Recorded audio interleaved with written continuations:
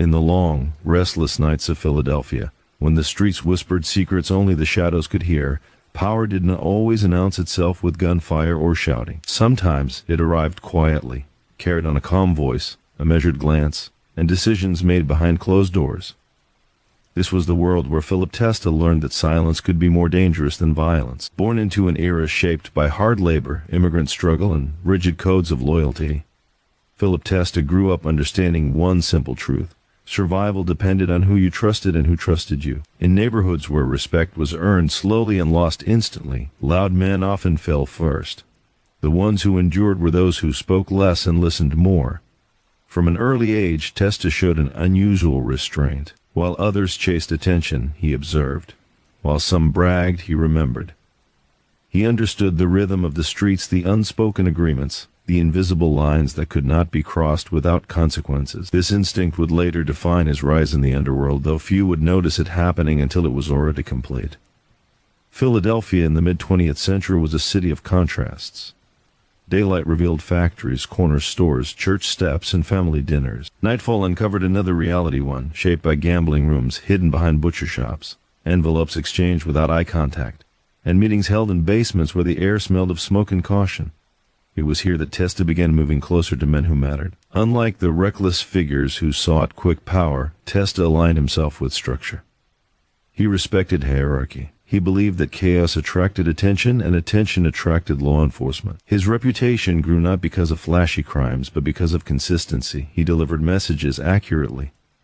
He handled disputes without escalating them. He kept his emotions locked behind an unreadable expression. Those who dealt with him noticed something unsettling. Philip Testa rarely raised his voice. Even when tensions were high, even when money was missing or loyalty was questioned, he spoke in calm, controlled tones. This composure unsettled rivals more than threats ever could. It suggested confidence, patience, and a willingness to wait for the right moment. As years passed, Testa became a trusted figure among older, more established players. They saw in him what they valued most: reliability. He did not drink excessively. He did not gossip. He did not chase unnecessary violence. In a world built on fear, he cultivated predictability. That predictability became power. Behind the scenes, he learned every operational detail: how money flowed from illegal gambling tables into legitimate businesses, how favors were traded for silence, how politicians were approached carefully, indirectly, never leaving a clear trail. Testa understood that true control did not come from pulling the trigger, it came from controlling information. Law enforcement, focused on louder criminals, often overlooked him. Reports mentioned his name, but rarely placed him at the center of anything explosive. This suited him perfectly. Being underestimated became one of his strongest defenses. By the time the 1970s approached, the underworld was changing. Old-school bosses were aging. Internal tensions surfaced. Younger men pushed for aggressive expansion, while traditionalists favored stability. In this environment, Philip Testa positioned himself as a bridge between generations, a man who respected tradition but understood modern pressures. When decisions were debated, his opinion carried weight, not because he demanded it, but because his track record spoke for him. Deals he oversaw rarely collapsed. Conflicts he mediated rarely reignited. Quietly, without ceremony, his influence expanded. Those closest to him understood that Testa remembered everything. A favor granted years earlier. A slight ignored but not forgotten. Promise made in confidence. His memory functioned like a ledger, balanced carefully, never emotional, always precise. As his authority grew, so did the mystery around him. People wondered how a man who avoided attention had become so central. The answer was simple. While others chased control, Testa mastered patience. In private settings, he remained disciplined. Family life was guarded. Personal habits were conservative. He avoided unnecessary risks. To outsiders, he seemed almost ordinary. That illusion protected him. By the late 1970s, power had shifted in Philadelphia's criminal hierarchy. Without dramatic announcements or violent takeovers, Philip Testa stood at the center of decision-making. He had become a leader not through fear, but through trust, and trust in the underworld was rarer than loyalty. His rule would not be marked by chaos, but by quiet dominance. Deals would be honored. Lines would be respected, and those who underestimated him would learn, often too late, that silence could be the loudest weapon of all. As the city slept, unaware of the forces shaping its nights, Philip Testa continued to rule in whispers, steady, unseen, and firmly in control. Power does not arrive all at once. It settles slowly like dust in an abandoned room, until one day the air itself belongs to you. By the time Philip Testa reached the height of his influence, he understood this better than anyone around him. Authority, he believed, was not something to display. It was something to inhabit quietly, like a shadow that never left the wall. Philadelphia's underworld during this period was restless. Profits were rising, but so were tensions. Gambling operations expanded into new neighborhoods. Construction contracts became more valuable. Labor unions gained strength, and wherever influence grew, competition followed. Men with ambition pushed aggressively, believing speed and force were the fastest paths to dominance. Testa watched all of it with careful distance. He knew impatience exposed weakness. Instead of expanding loudly, he refined what already existed. Gambling houses became more discreet. Cash routes were reorganized to reduce visibility. Middlemen were replaced with trusted operators who understood that silence was part of the job. Every change was subtle, almost invisible, yet effective. Money moved smoother. Problems appeared less often. When they did, they were resolved quickly and quietly. Those working under Testa noticed a shift. Meetings became shorter. Instructions became simpler. There was no need for long speeches. He expected competence, not enthusiasm. Loyalty was assumed until proven otherwise, and betrayal was addressed without drama. No warnings, no second chances, just quiet removal. Unlike others who ruled through fear, Testa ruled through certainty. Everyone knew where they stood. Boundaries were clear. That clarity created stability, and stability attracted allies outside the organization. Legitimate businesses flourished. Restaurants, vending companies, and construction firms provided both income and insulation. Testa understood that legitimacy was the strongest disguise. These businesses were not flashy. They paid taxes. They employed people who never asked questions. On paper, everything appeared ordinary. Behind the scenes, the structure was precise. Cash from illegal activities was filtered carefully. Records were minimal. Conversations were brief. He preferred face-to-face meetings over phones, and even then, words were chosen carefully. Nothing unnecessary was ever said. Law enforcement sensed something but struggled to define it. Investigations circled familiar names, but Testa remained difficult to place. He appeared rarely. When he did, he looked unremarkable. No expensive suits, no extravagant habits. Just a calm presence that left little impression, exactly as he intended. As federal pressure increased nationwide, many criminal leaders panicked. Some turned paranoid. Others became reckless. Testa responded by becoming quieter. He reduced exposure, delegated authority selectively, trusted fewer people with more responsibility. The fewer voices involved, the fewer mistakes occurred. His approach was not weakness, it was control. Internal conflicts arose, as they always do in any organization built on power. Disputes over territory, arguments over profit shares, personal grudges disguised as business concerns. Testa handled these moments with detached precision. He listened without interruption. He asked few questions. Decisions came swiftly and were final. Those who accepted his rulings prospered. Those who challenged them faded from relevance. He understood human nature deeply. He knew that most men wanted recognition more than money. He denied them both. By refusing to engage emotionally, he removed the satisfaction of rebellion. There was nothing to push against, just a wall of calm authority. In private, Testa maintained strict discipline. His routines were consistent. His movements predictable but controlled. He avoided excess. Excess created stories, and stories attracted attention. His lifestyle reflected his philosophy: nothing unnecessary, nothing exposed. Despite his reserved nature, his influence extended far beyond the streets. Political connections existed, though rarely visible. Favors were exchanged quietly. Problems disappeared without explanation. Testa believed that the best connections were those that never needed to be used openly. As years passed, his leadership reshaped the criminal landscape. Violence decreased, not because of morality, but because it was inefficient. Stability increased profits. Predictability reduced risk. Testa was not interested in headlines. He was interested in longevity. Rivals underestimated him repeatedly. They mistook silence for hesitation, calm for weakness. Those mistakes were costly, not because Testa sought revenge, but because he removed threats systematically. Access was cut. Support disappeared. Opportunities vanished. Eventually, rivals found themselves isolated, irrelevant, or worse. Yet even as his control strengthened, he remained aware of fragility. Power attracted envy. Loyalty shifted with opportunity. He trusted structure more than people. Systems were harder to betray. Philadelphia itself seemed unaware of the quiet force shaping its nights. Citizens went about their lives, unaware that stability in certain neighborhoods existed because chaos had been carefully prevented. This invisibility pleased Testa.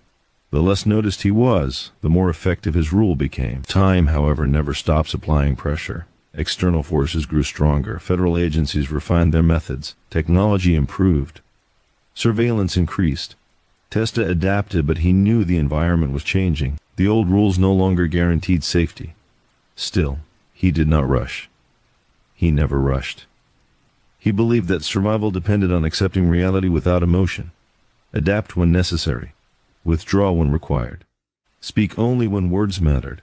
In a world addicted to noise, he remained committed to quiet.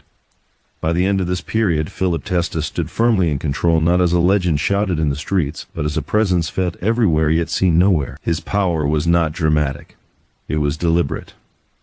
And for those who understood how the underworld truly functioned, that made him far more dangerous than any loud tyrant. As the city continued to breathe through its sleepless nights, decisions were made in low voices, deals were honored without spectacle, and one man continued to rule without ever needing to announce it. Silence has a weight of its own. It presses down hardest when the stakes are highest, when every decision carries consequences that cannot be undone. By this stage, Philip Testa understood that the most dangerous moments were not loud confrontations or public disputes, but the quiet turning points no one else noticed. Philadelphia's criminal economy had grown more complex. Money no longer came from simple operations. It flowed through layers, construction projects, union influence, waste management routes, and offshore connections that blurred the line between illegal profit and legitimate enterprise. With complexity came vulnerability. Every new layer introduced another point of failure. Testa responded by tightening control without appearing to do so. Access became more limited. Information was shared only on a need-to-know basis. Trusted lieutenants found themselves responsible for narrower roles, each unaware of the full picture. This compartmentalization was intentional. If one part failed, the rest would remain intact. It was a system designed not for growth, but for survival. Men who once felt close to power sensed the change. Some accepted it, understanding that distance was a form of protection. Others felt excluded and restless. Ambition does not disappear simply because opportunity is denied. It waits. It looks for cracks. Testa anticipated this. He always did. Rather than confront dissatisfaction directly, he redirected it. New responsibilities were assigned, profits were adjusted subtly. The illusion of advancement was often enough to maintain loyalty. For those who remained dissatisfied, silence greeted their complaints. No arguments, no reassurance. Just an absence of response that made it clear their influence had limits. This approach unsettled people more than anger ever could. Behind closed doors, pressure mounted from outside forces as well. Federal investigations intensified across the country. Prosecutors grew more aggressive. Informants became a preferred weapon. Entire organizations fell apart not through violence, but through testimony whispered into microphones. Testa viewed informants as the greatest threat of all. Violence could be anticipated. Law enforcement could be delayed. Betrayal from within was unpredictable. To counter this, he emphasized discipline above loyalty. Loyalty could be emotional. Discipline was mechanical. Rules were enforced consistently. Exceptions were rare. Everyone understood the cost of mistakes, even small ones. This created an environment where fear was replaced by caution. Caution kept people alive. Meetings grew even shorter. Some decisions were communicated indirectly, passed along through layers without context. The fewer people understood the reasons behind orders, the fewer could explain them later. Testa spoke less than ever, but when he did, his words carried finality. His personal habits reflected the same philosophy. He avoided patterns that could be tracked. Routes changed subtly. Times varied slightly. He blended into routine life so completely that surveillance often overlooked him. There was nothing memorable to follow. Those who observed him closely noticed something else. He never appeared rushed. Even when circumstances tightened, his movements remained steady. This calm created confidence among his inner circle. If he was not worried, they believed there was no reason to be. In reality, Testa was always calculating. He understood that power, once achieved, was most vulnerable at its peak. Rivals waited patiently. Authorities gathered quietly. Allies reconsidered loyalties. The longer one ruled, the more inevitable resistance became. The goal was not to eliminate threats entirely, that was impossible, but to outlast them. He invested heavily in relationships that appeared insignificant. Local figures. Business partners with no criminal records. People who existed outside the traditional underworld. These connections created insulation. They also provided information from unexpected places. Information more than money or force was Testa's greatest asset. He knew who was unhappy. He knew who felt overlooked. He knew who was under pressure from law enforcement. Often he knew before they did. This awareness allowed him to act preemptively, shifting roles, reducing exposure, or quietly distancing himself from risk. When problems did arise, they were handled without spectacle. No public punishments. No warnings meant to intimidate. Individuals simply disappeared from relevance. Their phones stopped ringing. Their access evaporated. In time, most understood the message. The city continued its daily rhythms, unaware of the delicate balance being maintained beneath the surface. Construction sites opened and closed. Businesses changed hands. Contracts were awarded without controversy. Stability reigned where chaos might have thrived. That stability was not accidental. Yet even the most controlled system experienced strain. External pressure increased steadily. Laws evolved. Surveillance methods improved. The environment that once rewarded silence now threatened it. Testa adapted where possible, but adaptation had limits. Still, he refused to abandon his principles. He believed that panic was the enemy of survival. Overreaction created mistakes. Mistakes created opportunities for others. He chose restraint, even when caution tempted retreat. In private moments, he reflected on the nature of control. Power, he knew, was temporary. Influence shifted. Empires declined. What mattered was how long one could remain standing without attracting the storm. He had no illusions of permanence, only of endurance. Those around him sensed a quiet tightening, as if the air itself had grown heavier. Decisions carried more weight. Silence stretched longer. Everyone understood that the margin for error had narrowed. Yet life continued. Money flowed. Operations functioned. Orders were followed. The machine still worked because it had been built carefully, piece by piece, over time. Philip Testa remained at the center of it all, not as a visible figurehead, but as a constant presence guiding every movement. His leadership was not inspiring, but it was effective. Not admired, but respected. Not celebrated, but feared in a subdued, rational way. As nights passed and the city slept, he continued to choose patience over impulse, structure over emotion, silence over noise. In doing so, he delayed the inevitable longer than most ever could, because in a world where everyone wanted to be heard, he understood the true power of remaining unheard. Night after night, the city continued to function as if nothing beneath its surface was shifting. Cars moved through familiar streets. Storefront lights flickered on and off.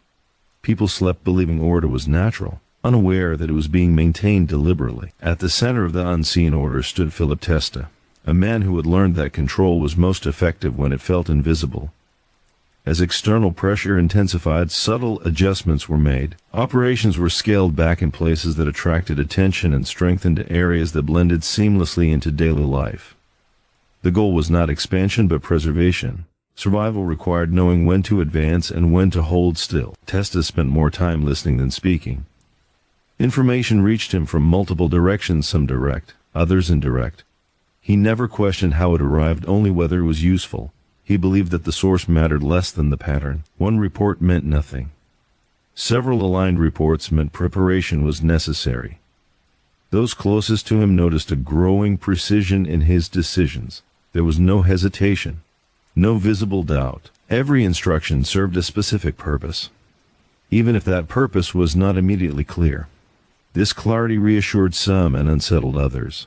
Men who thrived on unpredictability struggled under this structure. There was no chaos to exploit, no emotional reactions to manipulate. Testa's responses were measured and final. He did not engage in debates. He did not explain himself. Authority did not require justification. Inside legitimate businesses connected to his influence, changes occurred quietly. Ownership structures shifted. Responsibilities were redistributed. Paper trails became cleaner. The appearance of normalcy deepened. Employees who knew nothing of the larger picture continued their routines unaware that they were part of a carefully arranged shield. Testa believed legitimacy was not a disguise but a barrier. The more ordinary something appeared, the less likely it was to be questioned. He avoided luxury, not out of humility, but strategy. Excess drew curiosity. Curiosity drew investigation. As months passed, tension grew among those who sought greater recognition. Some felt their patience was unrewarded. Others believed opportunity was being withheld deliberately. Ambition, once encouraged, now felt constrained. Testa anticipated this reaction. Rather than confront dissatisfaction directly, he allowed time to do its work. Impulsive men revealed themselves. Reckless behavior surfaced without prompting. Those who could not tolerate restraint exposed their own weaknesses. Testa simply observed. When action became necessary, it was decisive and contained. No dramatic confrontations, no public fallout. Adjustments were made quietly. Responsibilities reassigned. Access reduced. In some cases, separation was permanent.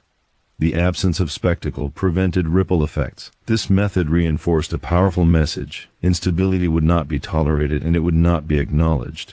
Outside forces continued to close in, though never all at once. Investigations overlapped. Surveillance expanded. Informants emerged in distant circles. Testa responded by reducing his footprint even further. Fewer meetings, shorter conversations, more reliance on trusted intermediaries. He understood that visibility was a liability. Despite the pressure, his demeanor never changed. He appeared calm, almost indifferent, as though nothing around him required urgency. This composure influenced everyone around him. Panic faded. Discipline remained. In private, Testa reflected on the nature of legacy, not in terms of admiration or remembrance, but endurance. How long could order be maintained without collapse? How long could silence hold against noise? These questions guided his decisions more than profit ever did. He did not seek to dominate endlessly. He sought balance between exposure and control, between trust and caution, between presence and absence. He believed that imbalance destroyed more empires than opposition ever could.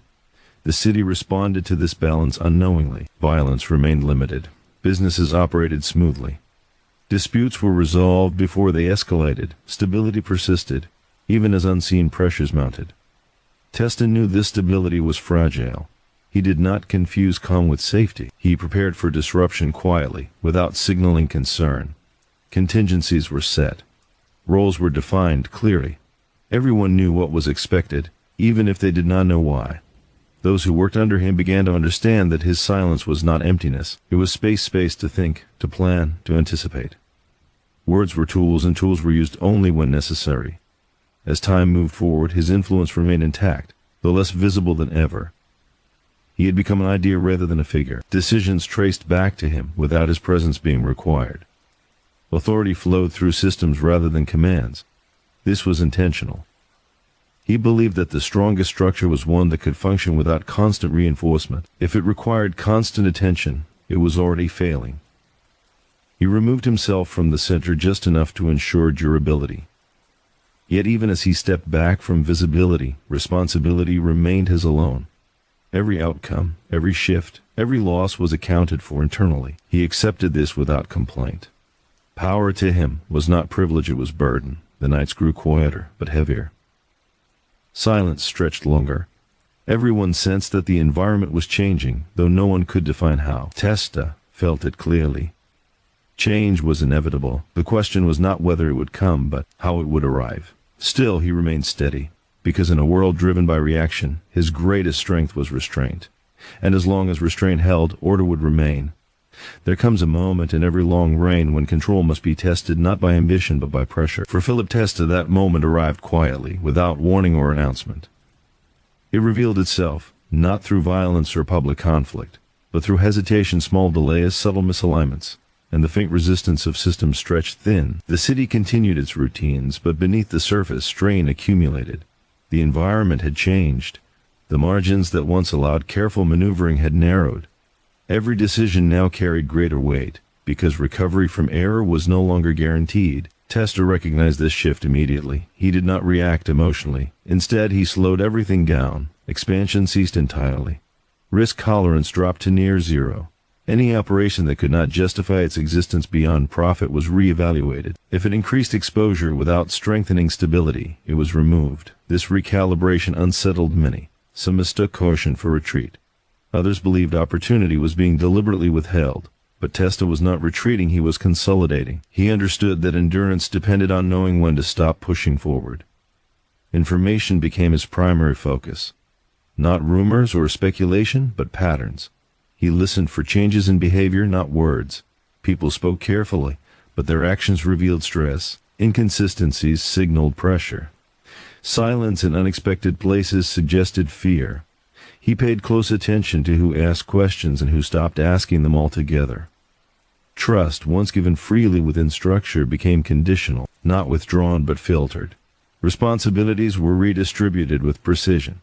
Certain individuals were kept busy, others were kept distant. Everyone remained useful, but not everyone remained informed.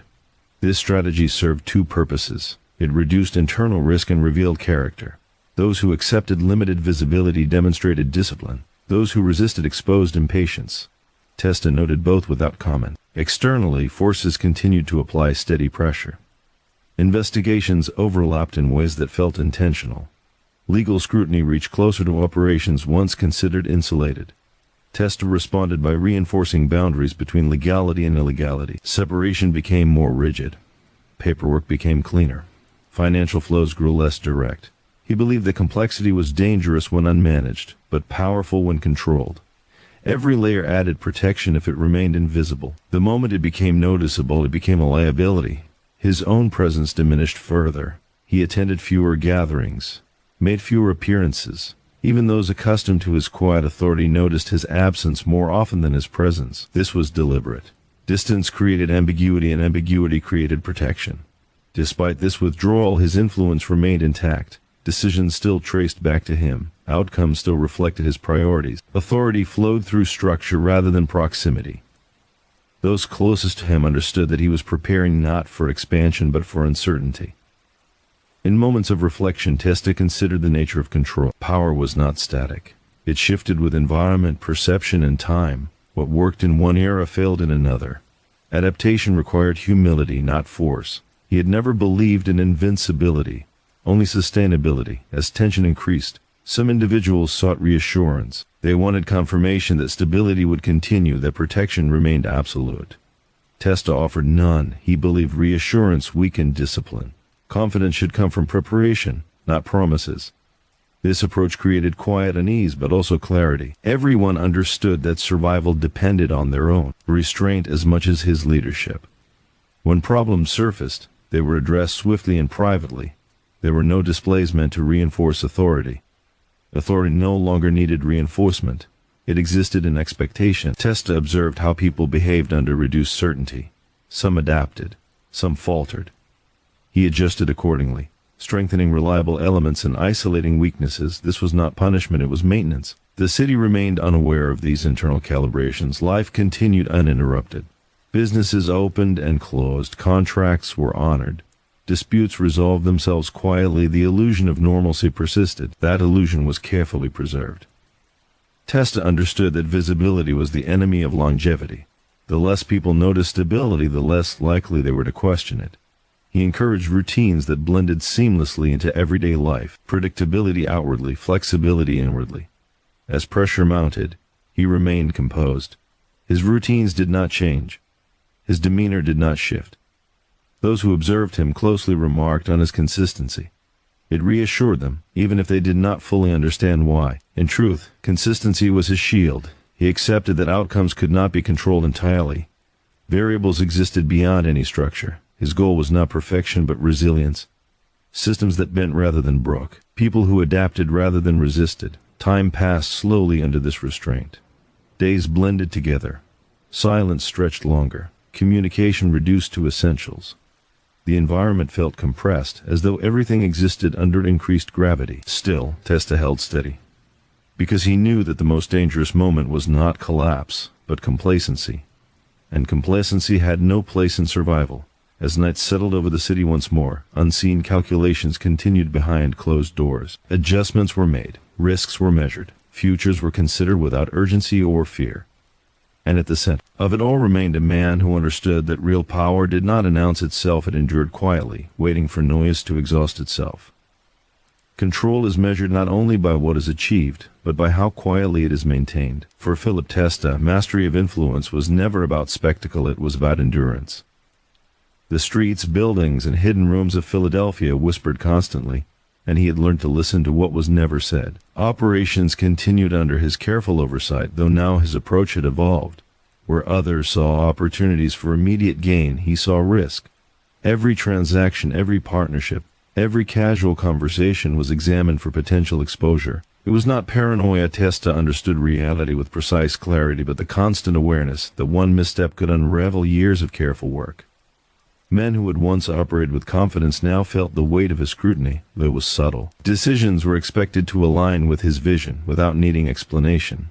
Deviations were noticed, but rarely discussed. Those who adapted prospered. Those who resisted gradually became irrelevant. Silence was the tool that enforced discipline without resentment. At night, Philadelphia transformed. The city's rhythm changed as streetlights illuminated alleys, bars, and corners where commerce and secrets coexisted. In these hours, Testa observed indirectly, ensuring that the systems he had constructed functioned as intended. Everything was designed for balance. Money flowed in predictable patterns. Personnel operated within defined roles, and information traveled through trusted channels. Chaos was tolerated only to the extent that it could be contained and leveraged. He understood that influence was fragile precisely because it was invisible. Too much attention could be dangerous, too little could be ignored. The key was maintaining presence without display. To outsiders, he remained an unremarkable figure. To those in his circle, he was omnipresent, felt in every decision and every subtle adjustment. The pressures of leadership were constant. External threats loomed as legal scrutiny tightened. Rival organizations tested boundaries, and ambitious underlings sought recognition. Testa handled each without drama. He observed patterns, weighed options, and acted with precision. Actions were surgical, often invisible to anyone not directly involved, ensuring that the balance of power remained intact. Trust was now a rare commodity. He relied heavily on people whose competence was proven and whose discretion was unquestioned. New entrants to his circle were tested rigorously, both in their ability to perform and in their ability to remain silent. Any lapse, however minor, was carefully noted. Discipline, consistency, and discretion became the foundation of loyalty. In private, Testa continued to cultivate habits that reinforced stability. He maintained predictable routines for himself, though he intentionally varied subtle elements to prevent patterns from being exploited. Travel routes, meeting schedules, and personal interactions were all considered for their operational security. Even in his personal life, he avoided excess or ostentation. To the outside world, he was a man of routine. To those who mattered, he was a calculating observer. He had learned that control often meant waiting. While others acted impulsively, he chose patience. Decisions were delayed not for indecision, but for understanding. Observing reactions, testing alliances, and measuring outcomes allowed him to act decisively when necessary. By the time action was taken, it carried certainty, reducing the risk of error. Internal conflicts, inevitable in any organization, were managed discreetly. Arguments over territory, money, or authority were resolved without public attention. Some disputes were handled by reassignment, others by quiet removal. Violence was avoided whenever possible, not from morality but from efficiency. Unnecessary chaos threatened the stability he had cultivated with such care. Philip Testa also understood the value of perception. While outward appearances suggested calm, inside he calculated risk continuously. Reputation was important, but exposure was dangerous. He allowed stories of his influence to circulate quietly, reinforcing his authority without overt display. Mystery became a form of protection, and those who attempted to probe too closely often found themselves deterred by subtle signals rather than direct confrontation. Despite the increasing complexity of his operations, he relied on simplicity in management. Instructions were clear, precise, and minimal. Redundancy was built into the system, but only where necessary. By keeping lines of communication controlled and sparse, he ensured that information was reliable and secure. Excess conversation or explanation was avoided. It was both unnecessary and potentially hazardous. At home and among close associates, his life appeared orderly, almost mundane. This was intentional. The contrast between his calm domesticity and the intricate web of control he maintained amplified the effectiveness of his authority. No one could predict when he would act or how. The only certainty was that decisions, when they occurred, were deliberate and final. The underworld adapted around him. Criminal activity continued, but it was structured. Operations that would attract attention were avoided or mitigated. Networks of trusted individuals ensured that flow continued seamlessly. Testa's absence in public forums created space for others to operate, but his influence ensured that the broader system functioned without disruption. In all of this, patience was paramount. He understood that time revealed truth more clearly than action. Opportunists and reckless individuals exposed themselves over months, sometimes years. Testa watched, cataloged, and allowed events to unfold before intervening. This delayed action often removed threats before they could gain traction, preserving stability without the need for confrontation. Even as external forces grew stronger, government agencies, rival factions, economic pressures, he maintained control through subtle adjustments. Decisions were precise, interventions minimal, and influence pervasive yet unobtrusive. He did not seek to dominate through visibility. He dominated by shaping circumstances invisibly. In the quiet hours, as Philadelphia slept beneath streetlights and fog, he reflected on the essence of survival. Power was not about fear, spectacle, or even loyalty. It was about endurance. Influence required patience, observation, and adaptability. Noise, emotion, and impulsive action were threats to longevity. He had learned that restraint was more powerful than aggression. And so the city moved on, unaware of the balance maintained behind the scenes. Decisions were made, money was exchanged, and stability endured, all without the public ever noticing the man at its center. Philip Testa existed in whispers, his authority a constant undercurrent shaping outcomes without ever drawing attention, because true power, he understood, is quiet, deliberate, and invisible. It survives long after the loudest voices have faded, and in the shadows of Philadelphia, it was his silence that ruled most effectively. In the dimly lit rooms where decisions quietly shaped the city, influence flowed like water, sometimes fast, sometimes slow, but always inevitable. Philip Testa understood this rhythm better than anyone. The underworld he controlled was not defined by flashy displays of power or violent confrontations. It existed in patterns, in subtle adjustments, in the way people moved, reacted, and trusted, or failed to trust. By now, his presence was both omnipresent and invisible. Operations ran smoothly without the need for his constant oversight, yet every decision and outcome bore his influence. It was a paradox he had mastered, to shape reality without entering the spotlight. Those who served him learned quickly that direct instruction was rare, but guidance was pervasive. A nod, a pause, a glance could redirect activity more effectively than shouting orders ever could. The complexity of his network demanded constant vigilance. Money flowed through legitimate businesses, offshore accounts, and hidden channels. Every transaction was mapped, every operator observed. Risk was minimized not by eliminating it, but by controlling it. Testa preferred subtlety over force. Problems were addressed before they became crises, often so quietly that no one outside the inner circle noticed the intervention. Loyalty remained a central pillar of stability, but it was now tested more carefully than ever. New members were scrutinized relentlessly, not just for competence, but for temperament. Could they resist impulse? Could they prioritize discretion over ambition? Could they understand that obedience was measured not in words but in actions? Those who passed remained useful. Those who faltered faded quietly into irrelevance. Even in moments of stress, Testa maintained calm. External pressures intensified as investigations and rival factions probed the edges of his empire. He never reacted visibly, never allowed panic to ripple through his organization. Composure was more than personal discipline. It was a tool, signaling stability to allies and uncertainty to adversaries. In a world where emotion often dictated outcomes, his restraint was a weapon. Operations within the city had grown increasingly sophisticated.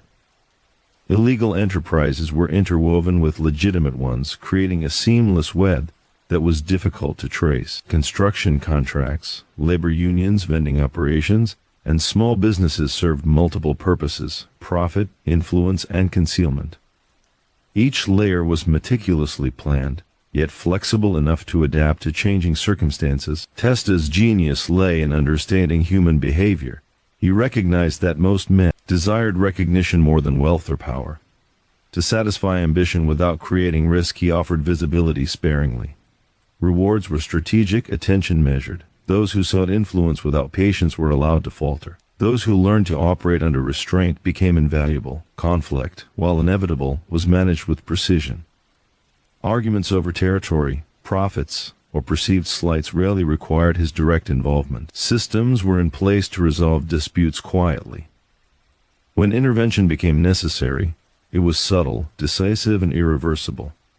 There were no displays meant to inspire fear. Authority was felt rather than seen. Those who misstepped understood consequences without the need for explanation. The world outside his control often misinterpreted his absence as weakness. Law enforcement, political observers, and rival leaders assumed a lack of visibility indicated hesitation or uncertainty. In reality, it was deliberate. Remaining unseen allowed him to observe without interference, to plan without alerting others, and to act only when outcomes were certain. Patience was the most reliable form of power. Even his closest associates were aware of his exacting standards. Routine behaviors were carefully monitored. Conversations were concise. Orders were minimal but precise. Redundancy in communication ensured reliability without overexposure. The fewer moving parts visible to outsiders, the more secure the structure. Those who struggled with restraint quickly revealed themselves, often unintentionally, and adjustments were made quietly. Despite constant external and internal pressure, Testa maintained personal discipline.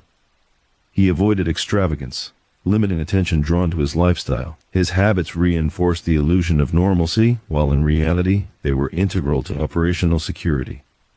Even minor deviations could introduce risk, so personal routine became as much a part of leadership as strategy or decision-making. He also understood the strategic value of uncertainty. By remaining unpredictable in small ways, he prevented others from exploiting patterns. Routes were varied, meeting times shifted, and interactions were measured carefully. Those who attempted to anticipate his actions found their calculations consistently inaccurate. Control, he knew, required both restraint and subtle unpredictability. Yet, power was never static. The environment around him shifted constantly. Legal frameworks evolved, rivals adapted, and economic pressures fluctuated. He responded with adjustments, never reaction. Each change was deliberate, designed to reinforce stability while minimizing exposure. Long-term endurance remained the ultimate objective. Observing the city at night, he understood that influence could not rely solely on human behavior. Systems were as important as people. Cash flows, organizational structure, and procedural consistency created resilience. Failures were isolated quickly, successes reinforced. Stability was not a byproduct, it was the goal. Even as networks expanded and external pressures increased, his philosophy remained unchanged. Visibility invited vulnerability. Patience prevented mistakes. Silence concealed strategy. Actions were reserved for moments when outcomes were assured. Every move had a purpose, every interaction a potential consequence, and every pause a strategic advantage. In private reflection, he contemplated legacy not as fame or admiration, but as the endurance of structure. Influence, when exercised subtly, could survive far longer than the loudest voices. People would come and go, systems could endure. By maintaining calm and precision, he created continuity in an unpredictable world. The city, unaware of the delicate balance maintained in its shadows, continued its rhythms. Stores opened, streets emptied at night, money changed hands, disputes resolved quietly, life carried on, appearing ordinary. Yet the machinery of control, orchestrated by Testa, ensured that chaos remained contained and outcomes predictable. Every decision, every subtle adjustment, every carefully measured interaction contributed to a network that functioned efficiently without drawing attention. Stability became habitual for those within, invisible to those outside. Influence was exercised quietly, but it was absolute. And in this quiet dominion he remained the unseen anchor. While others sought recognition, power, and dramatic confrontation, he relied on the fundamentals: patience, observation, and restraint. These principles ensured not only survival, but lasting influence. Because in a world driven by noise and impulse, the strongest force is often invisible. And in Philadelphia, that force was Philip Testa's quiet command, shaping outcomes without ever needing to announce itself. The weight of authority often reveals itself in silence. For Philip Testa, that weight was constant, pressing in on all sides even when outward appearances suggested calm. Nights were long, not just because of the city's restless activity, but because decisions, some subtle, some monumental, demanded attention, planning, and foresight. Philadelphia had become a city of dual realities. On the surface, streets bustled with everyday life, storefronts lit, people chatting, work continuing uninterrupted. Beneath that veneer, networks of influence moved invisibly, meticulously, and deliberately. Each interaction, every financial exchange, and each personal decision was measured, calculated, and sometimes redirected without anyone noticing. Testa existed in this hidden layer as both guardian and architect, guiding outcomes with careful precision. His philosophy was simple but profound. Control is most effective when it is invisible. Others believed visibility equated to power. Loud voices, flashy gestures, and dramatic displays might attract immediate attention, but they also created vulnerabilities. He understood that the truly resilient force shapes events without being seen, manipulating variables, observing patterns, and waiting for the precise moment to act. Internal systems reflected this principle. Operations were compartmentalized to reduce risk. Individuals were trusted only with what they needed to know, never more. Cash flows were mapped through multiple channels, some legitimate, some hidden, so that exposure at any single point could never compromise the whole. Every procedure, every contact, and every transaction was designed for endurance rather than spectacle. Testa's skill lay in reading people as much as systems. He noticed deviations in behavior, hesitations in speech, or subtle shifts in loyalty. Small errors often revealed deeper tendencies. He understood human nature with exacting clarity. Ambition, impatience, and ego could undermine even the most disciplined network if left unchecked. By observing carefully, he preempted problems before they escalated. Actions were always strategic, never impulsive. Even under increasing pressure, he maintained the illusion of calm. Law enforcement scrutiny, rival factions probing the edges of his operations, and economic shifts had the potential to destabilize less disciplined leaders. Testa, however, treated these pressures as constant variables to be measured, adjusted, and incorporated into his calculations. Panic was a weapon wielded by the unprepared. He refused to wield it, or allow it near his organization. Conflict, while inevitable in any system of human relationships, was managed with deliberate subtlety. Disputes over territory, money, or perceived slights rarely reached him directly. Structures were in place to resolve tension efficiently, quietly, and permanently. When intervention became necessary, it was measured, invisible, and absolute. There was no need for spectacle. The message was understood without words. Trust was a currency more valuable than cash or weapons, yet it was constantly tested. New members underwent observation and scrutiny before they earned full responsibility. Even veterans were occasionally reassessed, ensuring loyalty and competence remained intact. Failures were addressed not with drama, but through careful repositioning, reallocation of duties, or complete removal from the system. Silence and discretion were as essential as compliance. Operations extended beyond the obvious. Legitimate businesses provided both revenue and insulation. Restaurants, small construction companies, and service enterprises served as fronts, channels, and buffers. They blended into the cityscape, appearing normal while supporting a far more complex reality beneath. Every layer was designed to minimize visibility while maximizing control. Despite his power, Testa's personal discipline never waned. He avoided excess, maintained routines, and limited interactions to what was necessary. Even his presence in the city was carefully controlled. Predictable to the unobservant, yet subtle enough to prevent patterns from forming that could be exploited. His calm, almost ordinary demeanor concealed the meticulous planning and constant vigilance behind it. He understood that control was not about domination, but endurance. Authority is tested over time, not in single moments of force. Stability was always the goal, not admiration. Outcomes were measured in months and years, not days. Patience was the most effective tool in a world where impulsive decisions often led to downfall. Observing the city at night, he considered the interactions, the flows of influence, and the hidden currents that defined outcomes. Every operator, every intermediary, and every system contributed to a delicate balance. One misstep could create ripple effects. One overlooked variable could threaten stability. Testa maintained oversight through observation, pattern recognition, and minimal intervention. Action was reserved for moments when certainty outweighed risk. Information, more than any weapon, was his greatest asset. Understanding behavior, intentions, and weaknesses allowed him to preempt threats. Intelligence was gathered quietly, through observation, subtle questioning, and indirect channels. Those who provided information were often unaware of its value, or even that it was being collected. Accuracy came from patterns, not isolated events. Even as he managed complex systems and shifting human behaviors, he remained focused on resilience. Redundancy, compartmentalization, and flexibility were embedded throughout operations. If a single node failed, the whole network remained functional.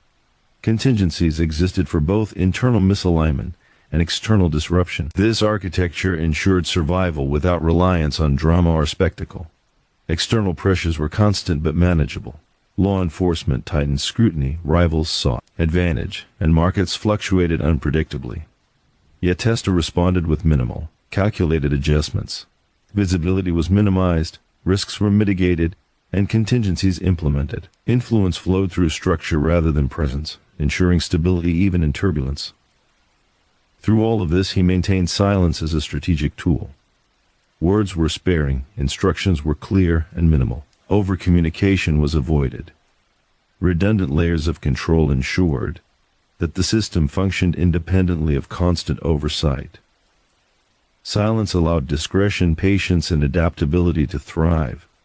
Those who misinterpreted his quiet as weakness discovered too late that it concealed precision. Even in private, reflection remained a constant practice. He considered scenarios, measured probabilities, and anticipated outcomes. Legacy was not measured in fame or notoriety, but in the survival and durability of the systems he controlled. Influence, when exercised subtly, outlasted loud gestures. Stability persisted while impulsive ambition faltered. The city itself seemed unaware of the network sustaining it.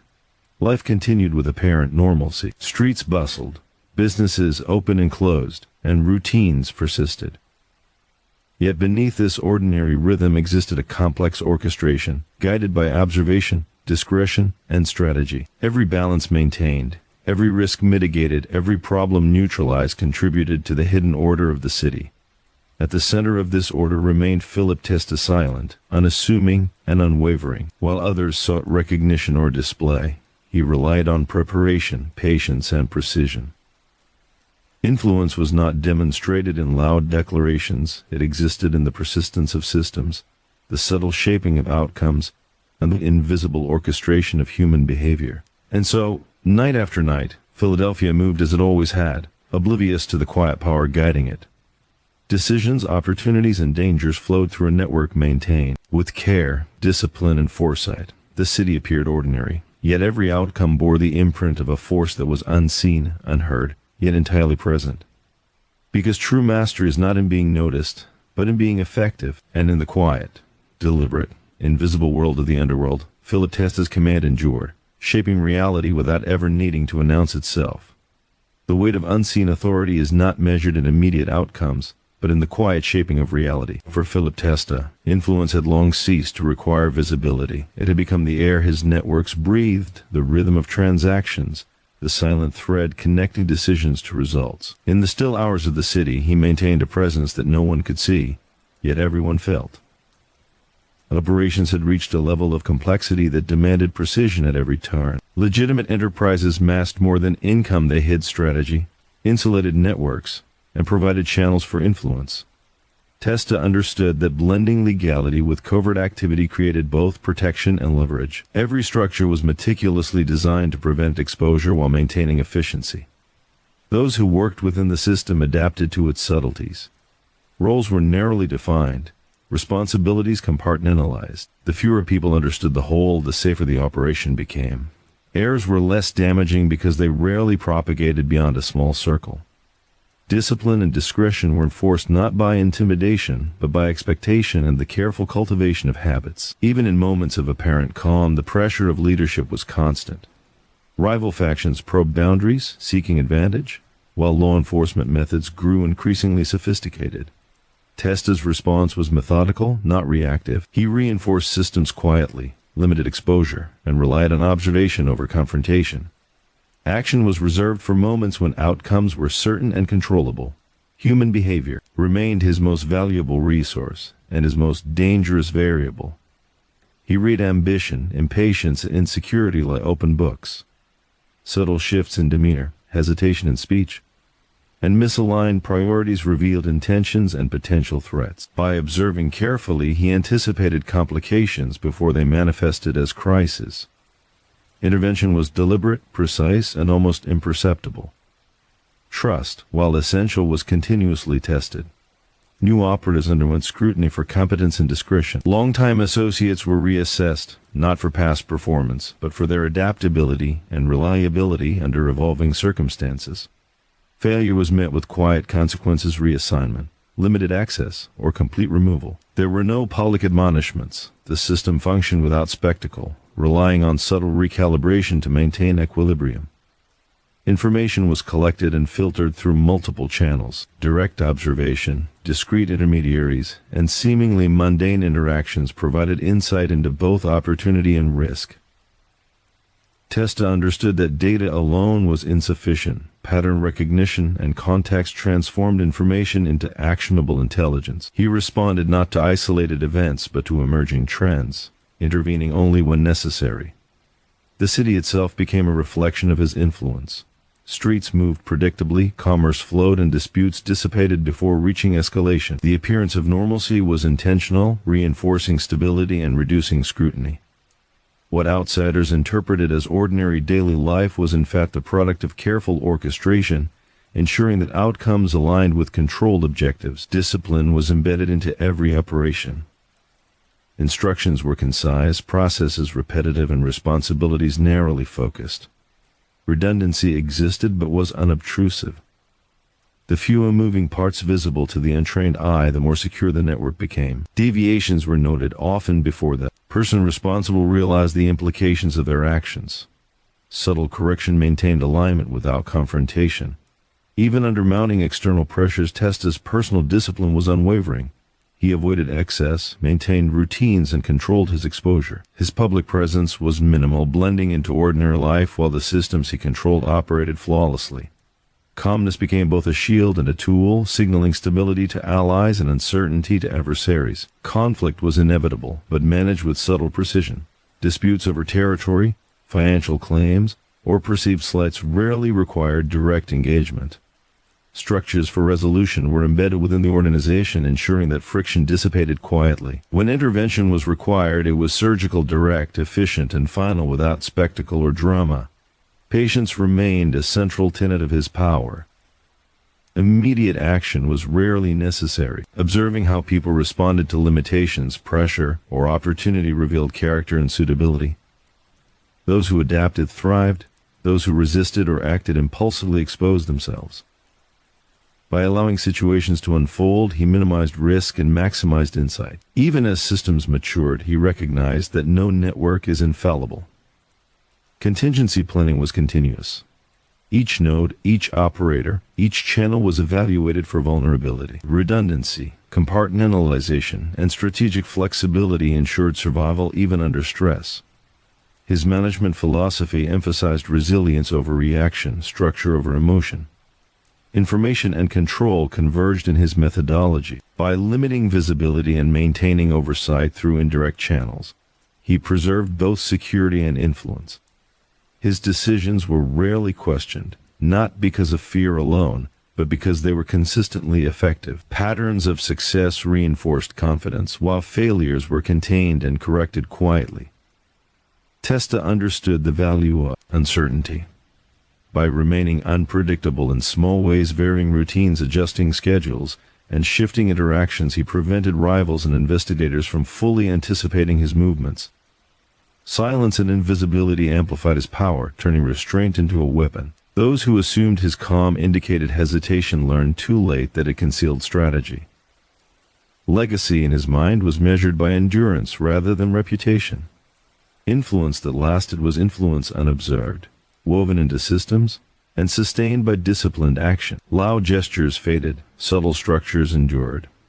Philadelphia's underworld moved in accordance with his unseen guidance, and even as individuals rose and fell, the framework he established remained intact. Night after night, he monitored, adjusted, and maintained.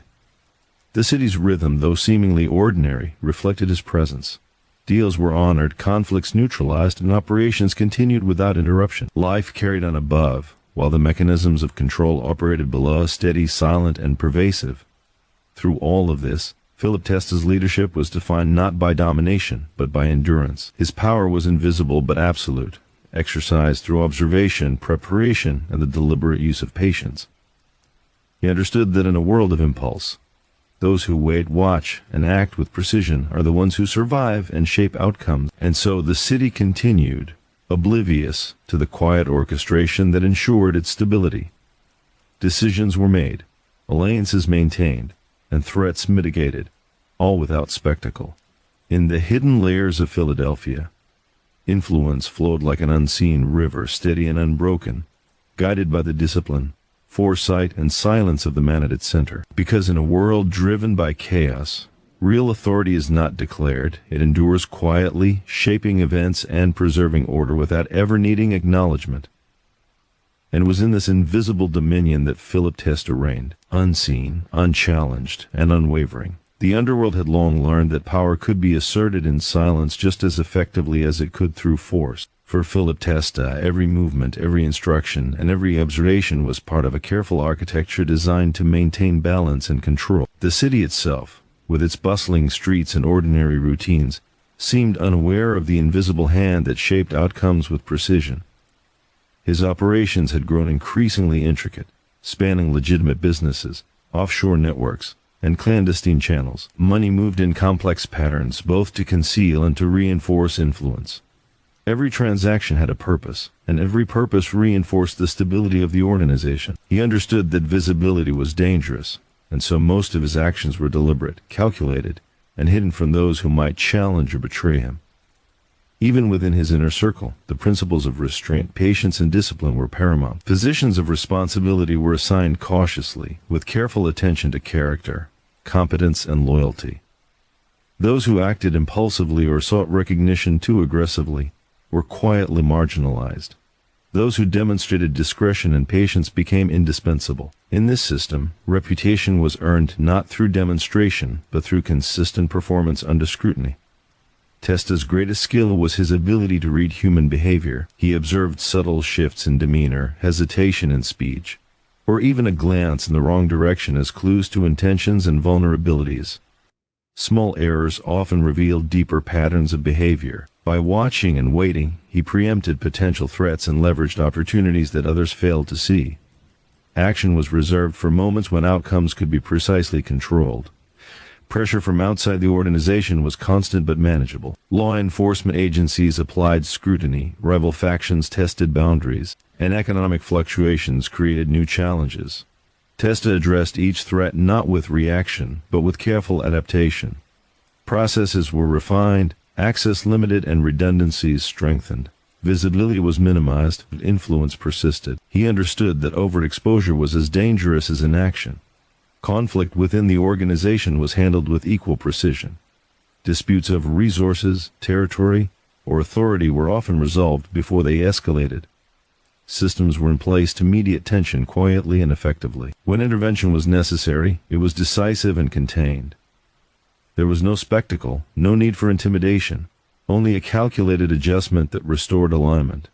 Those involved understood the consequences without public declaration. Information was the backbone of every decision. Direct observation, intermediaries, and subtle inquiries provided insight into operations, behavior, and potential threats. Testa filtered this information through a lens of experience and pattern recognition, discerning meaningful signals from noise. Decisions were made not on isolated incidents, but on trends, connections, and calculated probabilities. Even in personal matters, discipline guided his actions. Routine, consistency, and deliberate behavior minimized risk. Every route he traveled, every meeting he attended, and every interaction he had was carefully considered. By controlling his personal exposure, he reinforced the security of the entire organization. Calmness became both a shield and a strategic tool, signaling stability to allies and unpredictability to adversaries. The city's rhythm mirrored his subtle influence. Businesses operated smoothly, disputes dissolved quietly, and daily life carried on as though untouched by the forces operating beneath the surface. The appearance of normalcy was a strategic necessity, ensuring that external observers remained unaware of the structure maintaining stability. Philadelphia functioned efficiently, while its balance depended on the quiet orchestration of Testa's decisions. Patience remained central to his approach. Impulsive reactions were avoided, and opportunities were evaluated over time. By allowing situations to develop naturally, he gained insight into the character and reliability of those around him. Individuals who adapted thrived. Those who could not conform to the expectations of discretion and restraint revealed themselves. This method allowed him to maintain control without unnecessary confrontation. Even as operations expanded and systems became more complex, Testa ensured that simplicity governed management. Instructions were clear, responsibilities narrowly defined, and communication concise. Redundancy existed but was unobtrusive, reinforcing reliability without creating clutter. The fewer moving parts visible to outsiders, the more secure the organization remained. Observed mistakes were corrected quietly, without disruption to the broader network. External pressures evolved, but his approach remained constant. Rival factions, legal authorities, and economic fluctuations posed threats, yet he countered these with adjustments rather than confrontation. Every action was calculated to minimize exposure, while maximizing continuity. Influence flowed through systems and structure rather than the need for personal visibility. Control was pervasive, silent, and absolute. Even in the midst of complex operations, he remained focused on resilience. Contingencies, compartmentalization, and redundancy ensured that failures at one node did not threaten the whole. Patterns of behavior, operational consistency, and disciplined execution formed a network that could absorb shocks and continue functioning without collapse. This resilience was more powerful than brute force, more reliable than intimidation. Observing human behavior remained essential. Subtle cues, body language, tone of voice, hesitation revealed intentions long before they manifested in action. He noted ambition, impatience, and loyalty with meticulous care. Those who demonstrated patience, adaptability, and discretion became pillars of stability. Those who failed these tests were quietly sidelined, reassigned, or removed, maintaining the integrity of the system. Through all of this, the organization operated efficiently without requiring constant supervision. Independence within a framework of discipline ensured that outcomes aligned with his strategic objectives. Authority was exercised invisibly through systems, expectations, and subtle corrections rather than through presence or displays of power. Silence and invisibility amplified influence. At night, the city seemed ordinary, but the network of control remained fully active. Decisions were made, threats neutralized, and operations executed seamlessly. The invisible architecture of influence persisted, guiding behavior and outcomes without detection. Philadelphia continued its routines, unaware of the structure sustaining stability beneath the surface. Philip Testa's leadership was defined by endurance rather than spectacle. Calm, strategic, and measured, he shaped outcomes through observation, patience, and disciplined intervention. Power was exercised quietly, reinforced by systems, and secured through discretion. Influence persisted not because of fear or notoriety, but because of precision, restraint, and invisible oversight. Even as challenges evolved, his methodology remained unchanged. Resilience, patience, discipline, and subtle control ensured survival and maintained stability. Observers may have assumed calm reflected passivity, but in reality, it was strategy, preparation, and execution at the highest level. Decisions were deliberate, outcomes predictable, and influence pervasive yet unseen. In this quiet dominion, Testa ensured that Philadelphia's underworld remained steady. Individuals came and went, challenges arose and dissipated, yet the system endured. The city appeared ordinary, but beneath the surface, influence flowed like a silent current, guiding, shaping, and preserving order. Because true authority is not measured by visibility or spectacle. It is measured by the ability to endure, to adapt, and to maintain control when no one is watching. And in the hidden layers of the city, Philip Testa's command was absolute, silent, deliberate, and enduring. The city never truly slept, and neither did the networks that sustained it.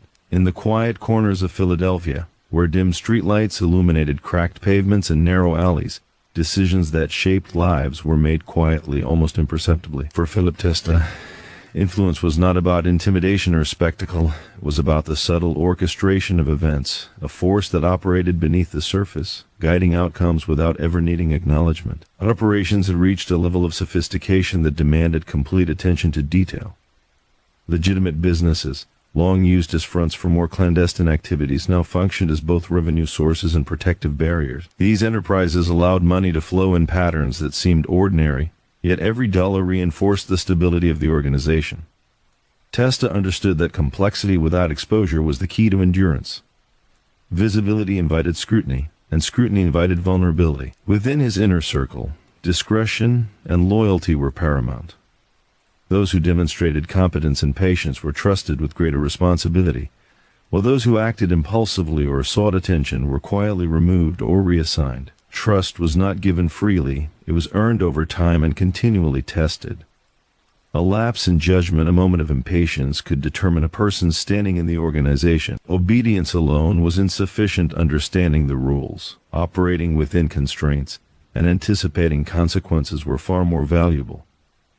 Testa's mastery of human behavior allowed him to anticipate problems before they emerged. Subtle cues, hesitation in a sentence, an unguarded glance, a pattern of impatience revealed intentions that might otherwise remain hidden. Observation replaced interrogation. By understanding motivations and predicting reactions, he maintained control without overt displays of authority. Action was reserved for moments when outcomes could be reliably controlled, ensuring efficiency and minimizing risk. External pressures continued to challenge the system. Law enforcement, rival factions, and economic fluctuations created a constantly shifting landscape. Yet Testa responded with calm calculation. Adjustments were made quietly, vulnerabilities were mitigated, and contingencies were reinforced. He never reacted impulsively. Instead, he allowed situations to unfold until the point where intervention could be most effective. By the time action was taken, it carried the weight of certainty. Conflict within the organization was managed with precision. Disputes over territory, finances, or authority were resolved quietly, often through reassignment, mediation, or subtle correction. There was no need for public displays of power. The message was understood through consequence rather than spectacle. Discipline was embedded into the very fabric of operations, and those who struggled to adapt revealed themselves without the need for confrontation. Information was the lifeblood of every decision. Testa relied on a combination of direct observation, intermediaries, and indirect intelligence to maintain situational awareness. The key was not collecting data alone, but interpreting patterns, discerning intent, and predicting behavior. Decisions were based on trends rather than isolated incidents, ensuring that intervention was both timely and precise. Even in the midst of complexity, simplicity governed management. Instructions were concise, responsibilities narrowly defined, and communication controlled. Redundancy existed to ensure reliability, but remained unobtrusive. The fewer moving parts visible to outsiders, the more secure the system became. Small deviations were corrected quietly, preventing minor errors from escalating into major threats. Testa's personal discipline mirrored the operational discipline he demanded from others. Routine, restraint, and deliberate behavior minimized risk. Travel routes, meeting schedules, and interactions were carefully managed to prevent predictability that could be exploited. Even when operating in public spaces, he maintained a calm, ordinary appearance, masking the intricate calculations that governed every choice he made. Patience was the cornerstone of his authority. Rather than reacting impulsively to challenges, he allowed time to reveal both opportunity and risk. Human behavior, when observed over extended periods, provided insight that isolated incidents could not. Those who adapted to constraints demonstrated value. Those who could not adapt exposed themselves. By waiting and watching, he maintained control with minimal disruption. The city itself reflected his influence. Streets were orderly, disputes resolved discreetly, and business continued as though untouched by the forces operating behind the scenes. The perception of normalcy reinforced stability, reducing the likelihood of external scrutiny. Philadelphia's surface may have appeared mundane, but beneath it flowed an invisible current of careful orchestration. Testa understood that leadership was not about fear or visibility, but endurance. Real power was exercised quietly, through structure, discipline, and strategic intervention. Influence flowed through systems rather than through presence alone. By maintaining an invisible grip on operations, he ensured the control persisted even in his absence. The organization functioned as a living mechanism, self-sustaining yet guided by his silent hand. Conflict with rivals, both internal and external, was managed without spectacle. Threats were neutralized efficiently, often before they could fully manifest. Negotiations, adjustments, and redirection of resources occurred quietly, maintaining the balance of power without revealing the depth of strategy. Those who underestimated his silence often discovered, too late, the precision with which outcomes were shaped. Observation remained central to his method.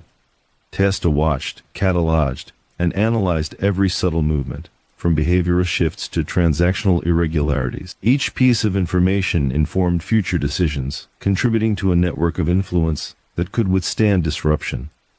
Control was not demonstrated through volume or force, but through foresight, restraint, and meticulous planning. Even as external challenges evolved, changes in law enforcement tactics, emerging rivalries, or shifting economic conditions, he responded with measured adjustments. No action was taken without consideration, and no risk was tolerated without mitigation. Authority was silent but absolute, reinforced through systems, expectations, and discipline, rather than spectacle. Information and influence intersected seamlessly in his strategy. Patterns revealed intentions, outcomes were anticipated, threats were neutralized before escalation. The organization operated efficiently, its members disciplined, its operations concealed, and its influence pervasive. Control did not require visibility, it required precision and patience. The quiet rhythm of the city continued, carrying on as though untouched. Yet every movement, every decision, every outcome bore the mark of careful orchestration. The world above perceived ordinary life, but the hidden networks maintained stability, minimized disruption, and ensured continuity. Every operation, every relationship, every financial flow reinforced a system that remained unbroken. Philip Testa's strength lay in his ability to endure rather than dominate. Calm, calculated, and deliberate, he shaped outcomes through observation, preparation, and subtle intervention. Authority persisted without display, his influence flowed without fanfare, and his control remained intact. While others relied on intimidation or notoriety, he relied on patience, discipline, and unseen strategy. In the shadows of Philadelphia, the city's pulse was guided by silent precision. Life continued, challenges arose and dissipated, and opportunities emerged, all flowing through a network maintained with care. The balance persisted, unseen yet omnipresent. Stability endured because of subtle control, meticulous planning, and a leader who understood that real power is invisible. Because enduring authority is not declared, it is maintained, quietly, methodically, and invisibly. And in the hidden layers of the city, Philip Testa influence reigned, shaping outcomes, preserving order, and asserting control without ever needing recognition. In the quiet hum of the city, influence rarely announced itself. It moved like an undercurrent beneath the streets, shaping events, guiding decisions, and maintaining stability without fanfare.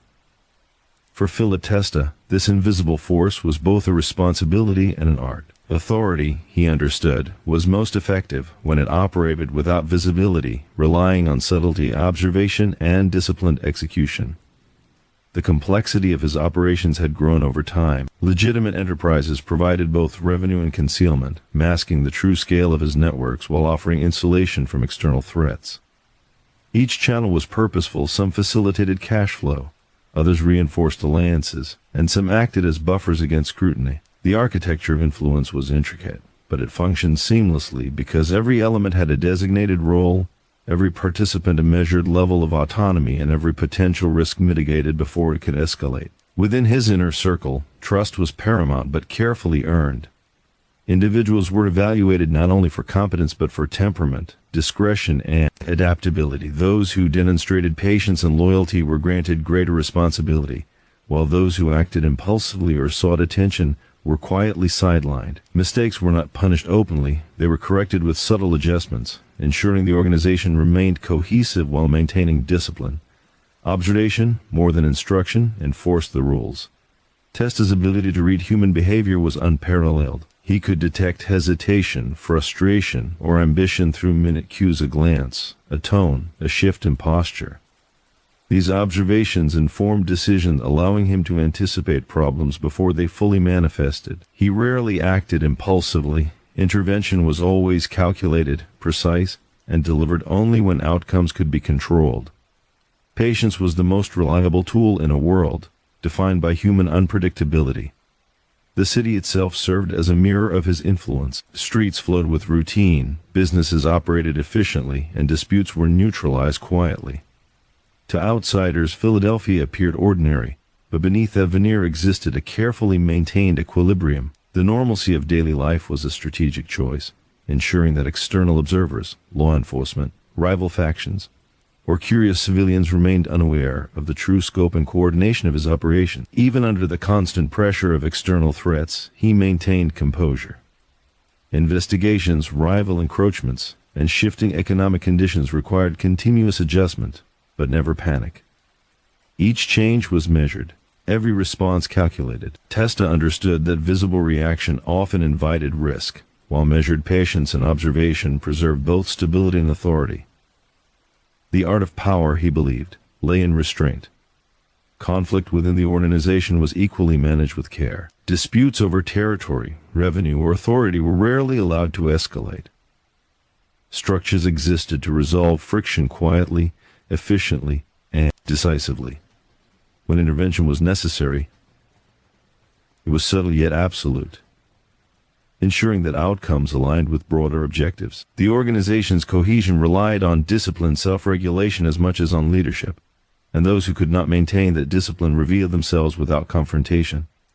Information was the lifeblood of his control. Testa maintained a network of observation, intermediaries, and indirect reporting that provided insight into every corner of operations. Data alone was not sufficient. Interpretation, pattern recognition, and predictive insight transformed information into actionable decisions. Actions were taken not on isolated incidents, but on trends and probabilities, allowing for precise, calculated intervention. Operations were designed for simplicity, despite underlying complexity. Responsibilities were narrowly defined, communication concise, and redundancies unobtrusive. Every system functioned independently yet aligned with broader objectives.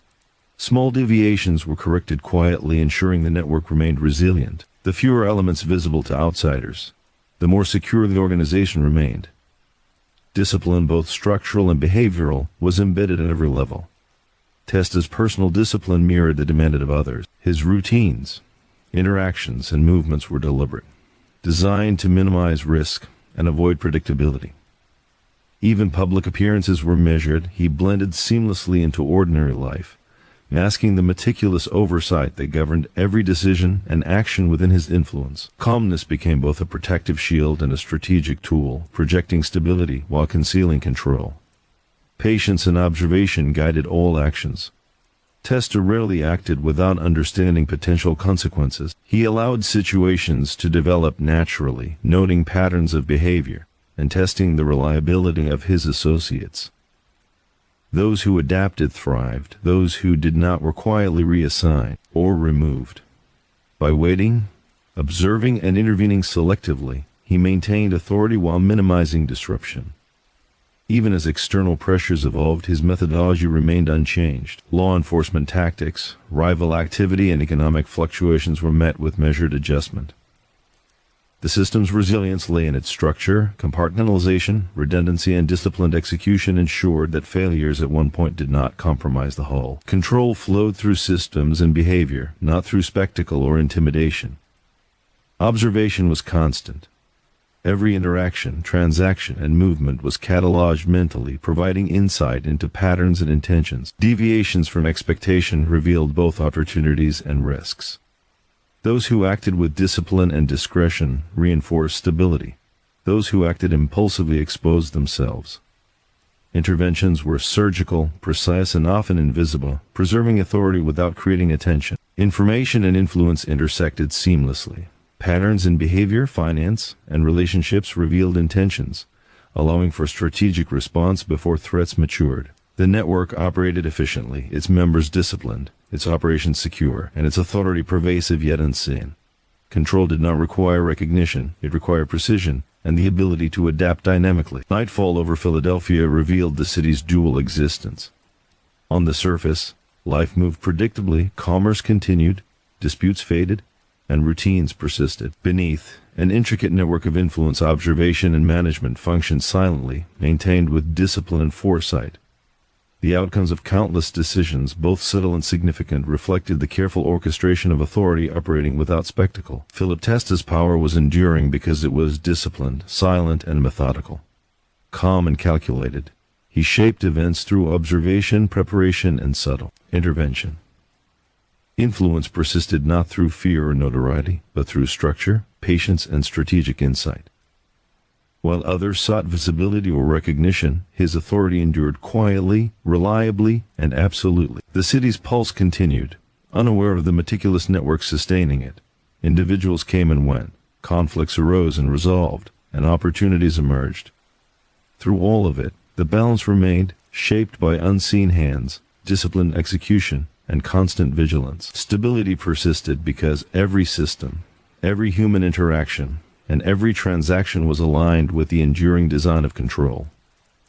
Because true power is measured not by spectacle, but by persistence. It is maintained invisibly, executed with precision, and survives when no one is watching. And in the quiet currents beneath Philadelphia, Philip Testa's influence remained absolute, shaping outcomes, preserving order, and guiding events with subtle mastery. The city of Philadelphia, under the quiet influence of Philip Testa, was a place of contradictions on the surface. Life appeared ordinary, streets moved with predictable rhythm, businesses opened and closed, and the pulse of daily routine continued without interruption. Yet beneath this ordinary facade, a network of precision, observation, and control ensured that every significant event flowed according to an invisible design. The underworld thrived not through chaos, but through careful orchestration, and Testa was its unseen conductor. Operations had reached a level of sophistication where even minor disruptions were anticipated and contained. Legitimate businesses, which to outsiders seemed mundane, functioned as both shields and instruments of influence. They generated revenue, facilitated communication, and created layers of separation that protected the core network. Every detail, from the timing of transactions to the personnel involved, was considered. Exposure was minimized, risks distributed, and stability preserved through meticulous planning. Trust remained central, but it was measured with exacting standards. Associates were evaluated not just for skill, but for temperament, patience, and discretion. Those who adapted to the system thrived. Those who sought recognition or acted impulsively were quietly reassigned, marginalized, or removed. Observation replaced confrontation. Actions were corrected without spectacle, and consequences were understood before they were enforced. The organization functioned with efficiency because it relied on disciplined behavior rather than constant oversight. Testa's perception of human nature allowed him to anticipate threats and exploit opportunities before they materialized. Every subtle gesture, hesitation in speech, or inconsistency in behavior was a signal. By interpreting these cues, he could predict future actions, adjust plans accordingly, and maintain control without ever needing to reveal the extent of his influence. Intervention was reserved for moments where outcomes could be managed precisely, ensuring that every action reinforced stability rather than risk. External pressures from law enforcement scrutiny to rival factions testing boundaries were constant but never overwhelming. Testa responded with calculated measures. Systems were reinforced, redundancies activated, and visibility minimized. He understood that direct confrontation often invites danger, while strategic patience and discretion preserve both power and continuity. In his world, calm was not inaction, it was preparation, observation, and decisive timing. Conflict within the organization, though inevitable, was carefully managed. Disputes over resources, authority, or perceived slights were resolved quietly. Reassignments, mediation, or subtle interventions addressed tension before it could escalate. Discipline was maintained without spectacle. Lessons were absorbed, behaviors adjusted, and alignment restored. The organization's structure was resilient because it relied on subtle enforcement and internalized standards rather than overt intimidation. Information was collected continuously. Testa relied on direct observation, intermediaries, and indirect channels to monitor activity, relationships, and trends. The interpretation of this information was as important as its collection. Patterns revealed intent.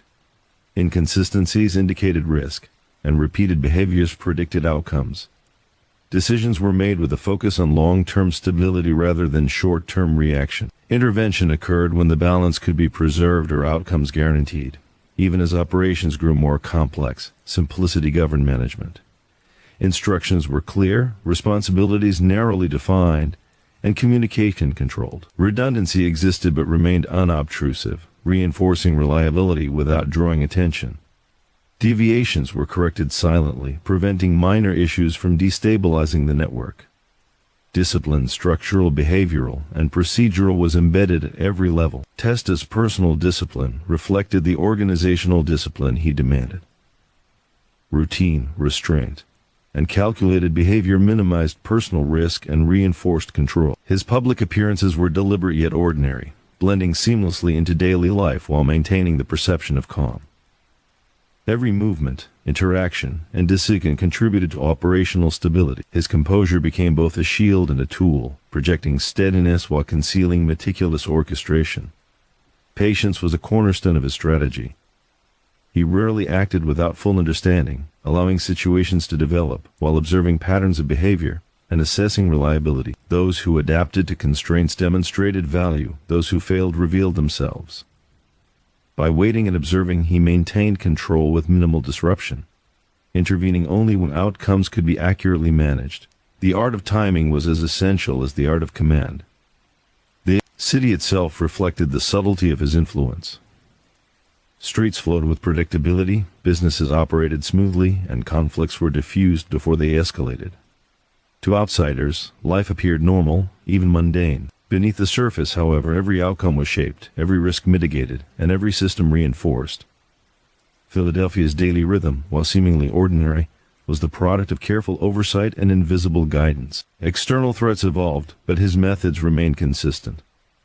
Rival factions, legal investigations, and economic fluctuations required constant awareness and adaptation. Yet Testa's approach emphasized prevention over reaction. Systems were fortified, contingencies planned, and communication controlled. Authority was exercised not through spectacle or force, but through structure, observation, and intervention when necessary. Control was pervasive, silent, and resilient. Observation remained the most critical tool. Each interaction, transaction, and deviation provided insight into intentions, reliability, and potential vulnerabilities. Behavioral cues revealed alignment or misalignment with the organization's objectives. Those who conformed to expectations reinforced stability. Those who acted impulsively exposed themselves. Corrections were subtle, immediate, and effective, maintaining order without revealing intervention. Information and influence were inseparable. Patterns identified in behavior, transactions, and relationships allowed for preemptive action. Threats were neutralized before escalation, and opportunities were exploited efficiently. Members of the organization operated within a disciplined framework, executing responsibilities effectively while maintaining secrecy. Authority was enforced invisibly, through systems, expectations, and subtle adjustments rather than through overt demonstration. Night in Philadelphia revealed the city's dual existence. On the surface, life moved predictably. Commerce continued, disputes were resolved, and routines persisted. Beneath a complex network of oversight, strategy, and control operated seamlessly.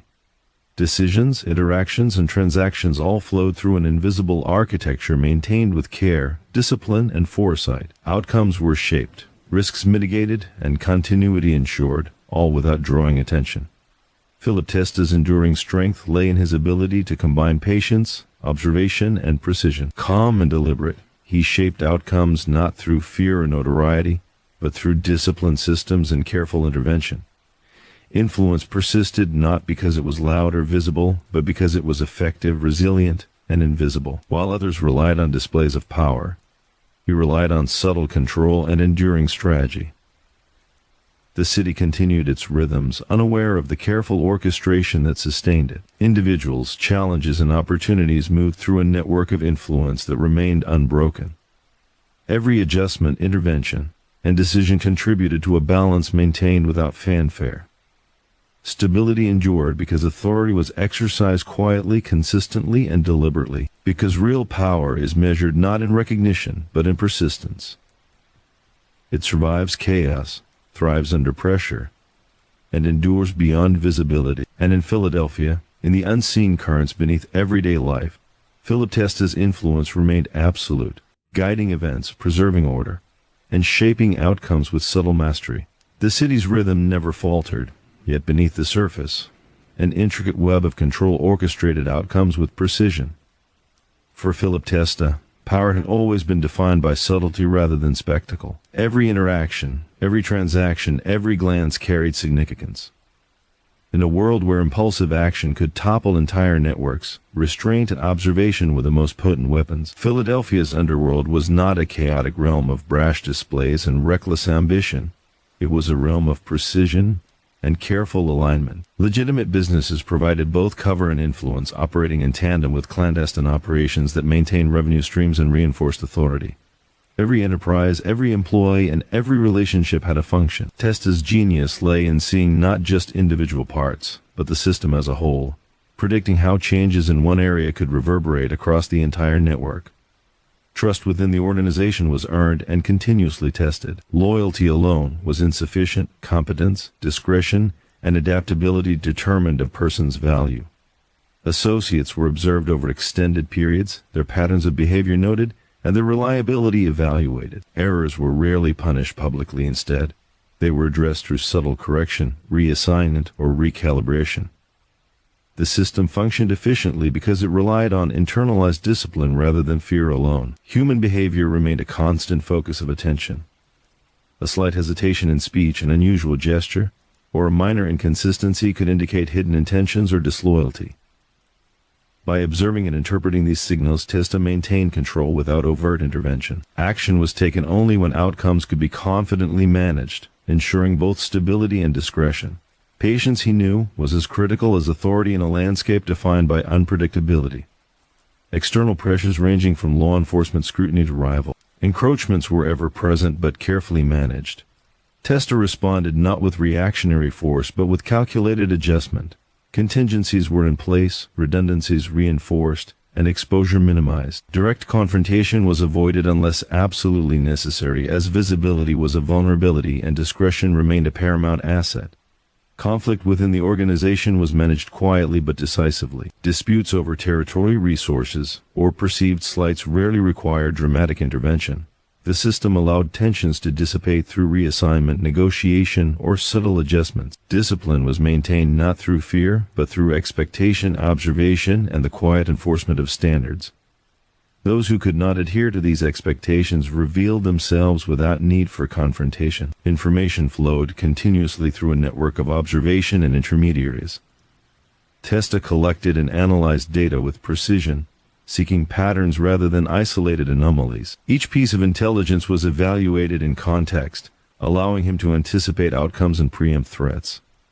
Decisions were guided by probability and foresight, ensuring intervention occurred only when it could guarantee a controlled result. Even in complex operations, simplicity governed management. Roles were narrowly defined, responsibilities clear, and communication concise. Redundancy ensured resilience, but was designed to be unobtrusive, reinforcing the system without drawing attention. Small deviations were corrected quietly, preventing minor errors from destabilizing the network. Discipline, structural and behavioral, was embedded throughout, ensuring the organization could operate with minimal direct oversight. Testa's personal discipline mirrored the organizational discipline he demanded. Routines, travel, and interactions were calculated to minimize predictability and risk. Public appearances were measured and deliberate, blending seamlessly into ordinary life while hiding the meticulous oversight that governed operations. Calmness became both a shield and a strategic tool, projecting stability while concealing intricate management and planning. Patience guided all actions. Impulsive decisions were avoided. Instead, situations were observed, and patterns of behavior assessed. Those who adapted to constraints and expectations demonstrated value, while those who could not were quietly removed or reassigned. Waiting and watching allowed intervention to be precise and effective, minimizing disruption while reinforcing authority. Timing was as critical as action itself. The city reflected the subtle power wielded from behind the scenes. Streets operated predictably, commerce moved efficiently, and conflicts were resolved before they escalated. The appearance of normalcy reduced external scrutiny, creating an environment where operations could proceed without interference. Philadelphia's apparent ordinariness was a carefully maintained illusion, masking the invisible architecture of control. External threats evolved constantly, yet the methodology of response remained consistent. Rival factions, law enforcement, and economic pressures required constant monitoring, but each was addressed through careful adjustment rather than visible confrontation.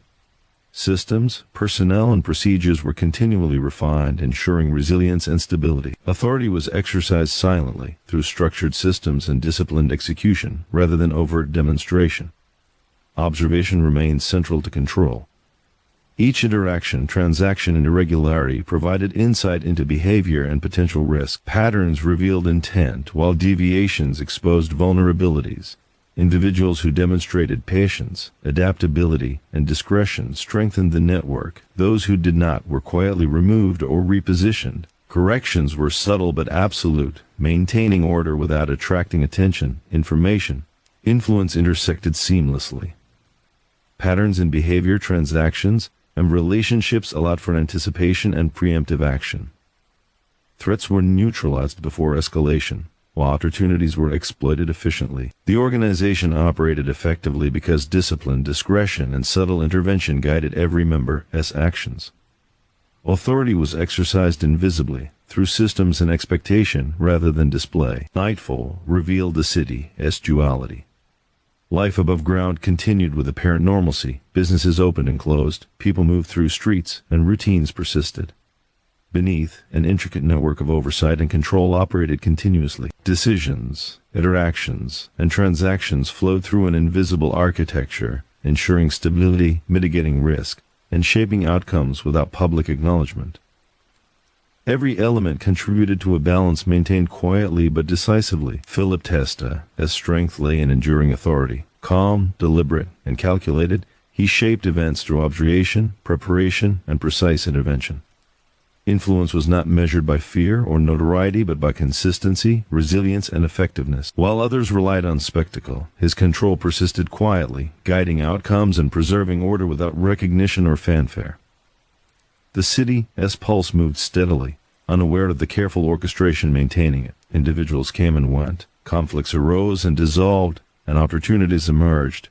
Through all of it, the balance remained, maintained by subtle management, disciplined execution, and constant vigilance. Stability endured because authority was exercised invisibly, consistently, and deliberately. Because true power is not shown, it is maintained. It survives chaos, adapts to pressure, and endures beyond visibility. And in the quiet currents beneath Philadelphia, Philip Testa's influence remained absolute, guiding events, preserving order, and shaping the underworld with unwavering precision. In the dense network of Philadelphia streets and alleys, power rarely needed to announce itself. For Philip Testa, authority was most effective when invisible, operating beneath the surface, influencing events with precision while leaving the city unaware of the forces shaping its outcomes. Every movement, every transaction, and every decision rippled quietly through the intricate web he maintained, reinforcing stability and control. The operations under his guidance had become remarkably sophisticated. Legitimate businesses were no longer mere facets. They were instruments of influence, channels for discreet communication, and buffers against external scrutiny. Each enterprise had a dual purpose, generating revenue while concealing the underlying structure of the network. Testa understood that complexity had to be paired with discretion. The more elaborate the system, the more hidden its mechanics had to remain. Trust within the organization was earned through observation and time. Associates were assessed not only for loyalty but also for judgment, adaptability, and composure under pressure. Those who demonstrated patience and discretion were entrusted with greater responsibility, while those who sought attention or acted impulsively were quietly sidelined or reassigned. Discipline was enforced subtly, not through spectacle or intimidation, but through carefully calibrated adjustments that maintained cohesion without creating alarm. Human behavior was both a tool and a potential hazard. Testa observed minute cues, a change in tone, hesitation in speech, a flicker of uncertainty to gauge intentions and predict actions. These observations informed decisions and allowed him to intervene selectively, only when outcomes could be reliably controlled. Patience was a strategic advantage, enabling him to wait until the precise moment when a decision or action would have maximum effect with minimal risk. External pressures were constant and varied. Law enforcement investigations, rival factions, and shifting economic conditions required vigilance. Yet Testa approached challenges with measured calculation rather than reaction. Systems were reinforced, redundancy activated, and exposure minimized. Confrontation was a last resort. The real strength lay in preemptive control, subtle adjustment, and disciplined execution. Conflict within the organization was inevitable, but it was never left to fester. Disputes over territory, resources, or perceived slights were resolved quietly through reassignment, negotiation, or discreet intervention. Discipline and expectations were embedded deeply, ensuring that individuals corrected themselves before missteps escalated into crisis. The network functioned because self-regulation, observation, and subtle reinforcement maintained alignment. Information flowed continuously through multiple channels. Testa relied on direct observation, trusted intermediaries, and subtle reporting systems to track activity across the organization. The true value lay not in gathering data, but in interpreting patterns, recognizing intent, and anticipating outcomes. Decisions were made based on cumulative insights and probabilities, rather than reacting to isolated incidents, allowing for precise intervention when necessary. Even as operations grew more complex, simplicity guided management. Responsibilities were narrowly defined, communication was controlled, and redundancy was integrated unobtrusively. Minor deviations were corrected quietly, preventing errors from escalating. The organization's efficiency relied on disciplined structural, procedural, and behavioral, ensuring that each component functioned independently yet harmonized with the larger system. Testa's personal discipline mirrored the organizational discipline he demanded. Every routine, every interaction, and every public appearance was calculated to minimize exposure and risk. By maintaining ordinary patterns in appearance and behavior, he concealed the meticulous oversight that governed operations. Calmness served both as a shield and a tool, projecting confidence and stability while masking the depth of strategy and influence beneath the surface. Patience remained central to his approach. He rarely acted without complete understanding of potential consequences. By observing situations over time, he assessed character, reliability, and alignment with organizational objectives. Those who adapted demonstrated value. Those who did not were quietly removed or reassigned. Waiting and watching allowed interventions to be surgical, effective, and minimally disruptive. Philadelphia itself reflected the subtlety of his control. The city's streets flowed predictably, commerce moved efficiently, and disputes resolved quietly. To the casual observer, life appeared ordinary. Beneath the surface, however, every action, every financial transaction, and every interaction contributed to a network of influence carefully maintained to ensure stability. Normalcy was not happenstance. It was engineered through discipline and observation. External threats evolved, yet his methodology remained constant.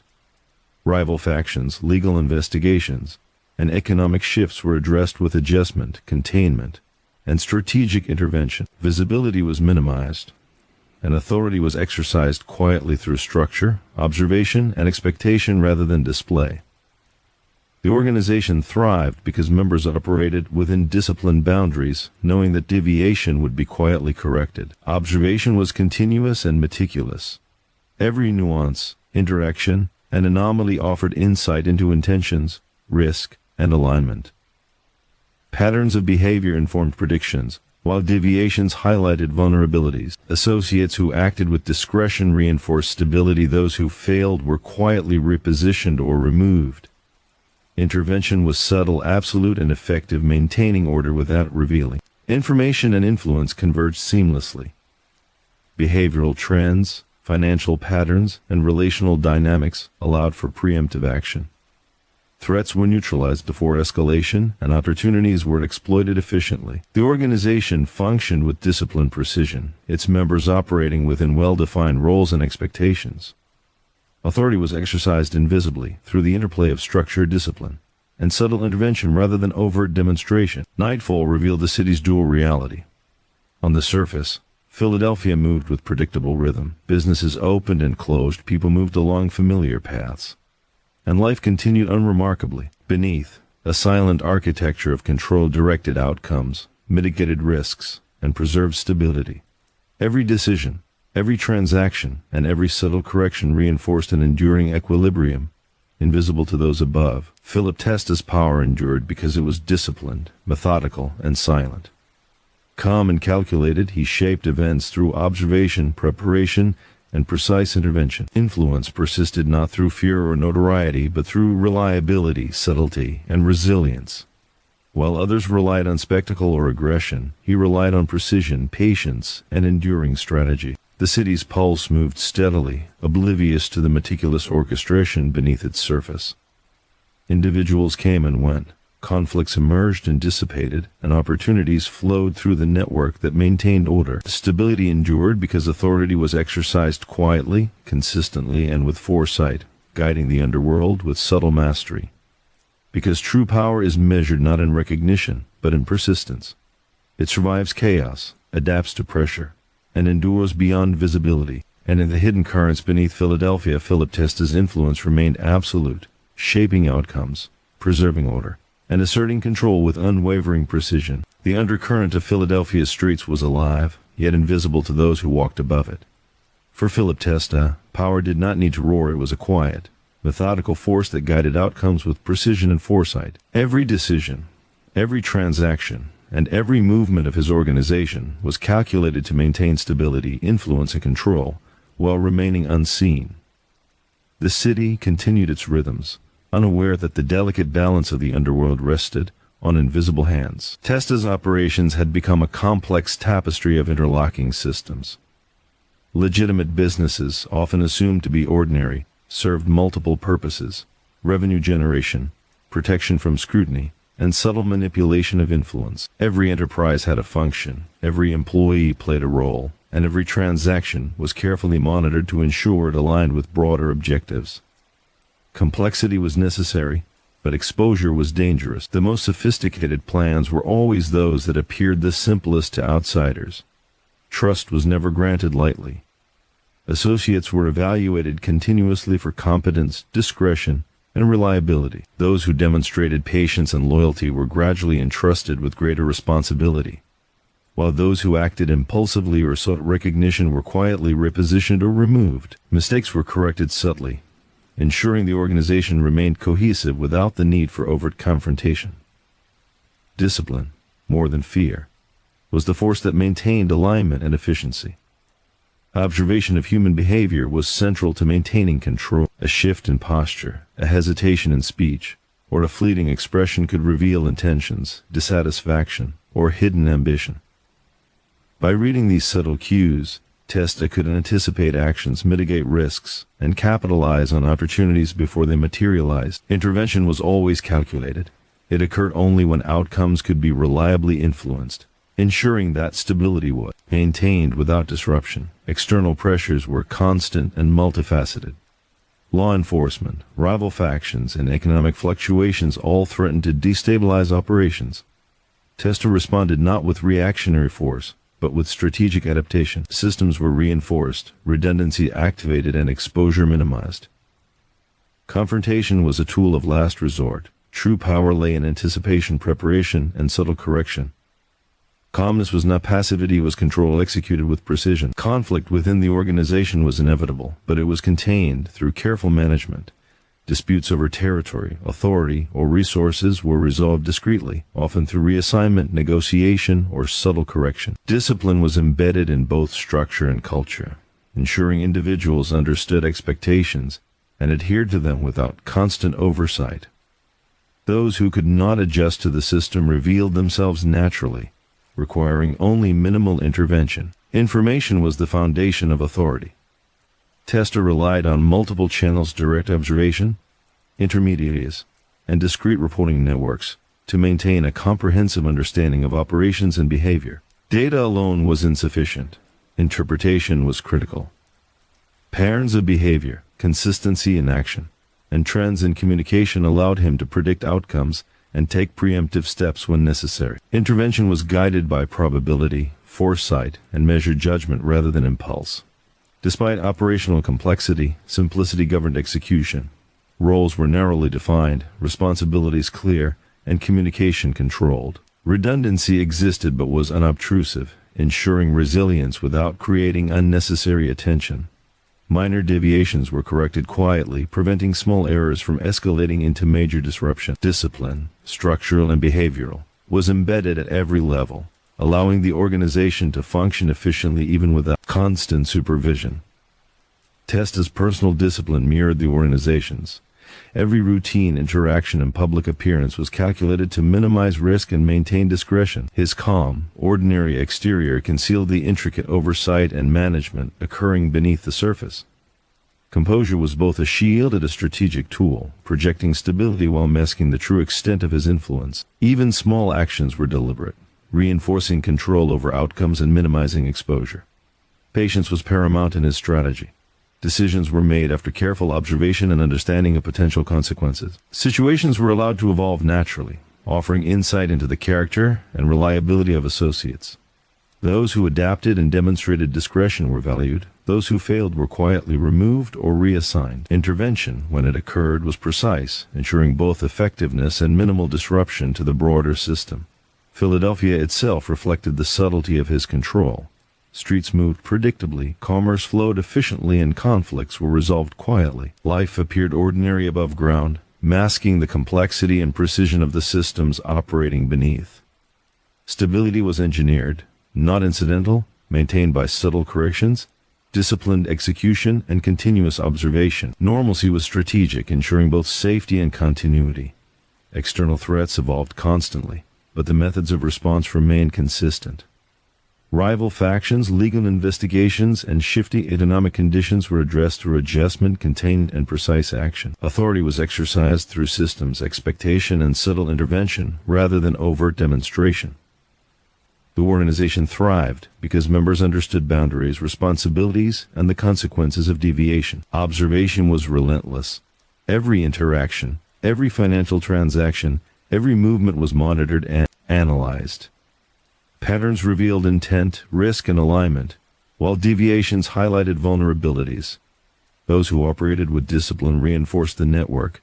Those who did not were repositioned or removed. Corrections were subtle but absolute, maintaining cohesion without drawing attention or creating spectacle. Information and influence were inseparable. Patterns of behavior, transactions, and relationships allowed Testa to anticipate challenges, neutralize threats, and exploit opportunities. Preemptive action ensured stability, while operational discipline ensured efficiency. Authority was executed invisibly, through structure, expectation, and strategic intervention, rather than through force or ostentation. Night brought a dual reality to Philadelphia. Above ground, life continued with apparent normalcy, businesses opened and closed, streets flowed predictably, and routines persisted. Below the surface, a complex network of influence, oversight, and subtle control functioned continuously. Every interaction, transaction, and correction reinforced stability, mitigated risk, and guided outcomes without drawing attention. The city's apparent calm was the product of deliberate orchestration. Philip Testa's power endured because it was silent, disciplined, and methodical. Calm, deliberate, and precise, he shaped outcomes through observation, preparation, and subtle intervention. Influence persisted not through fear, spectacle, or notoriety, but through reliability, strategic foresight, and measured action. While others relied on aggression, his authority thrived on subtlety, patience, and enduring structure. The city moved forward, oblivious to the careful orchestration sustaining it. Individuals came and went, disputes arose and dissolved, and opportunities flowed through the invisible network of influence. Stability endured because authority was exercised with consistency, foresight, and quiet mastery. Outcomes were shaped, risks mitigated, and order preserved, all without recognition or display. Because true power is measured not by visibility, but by persistence.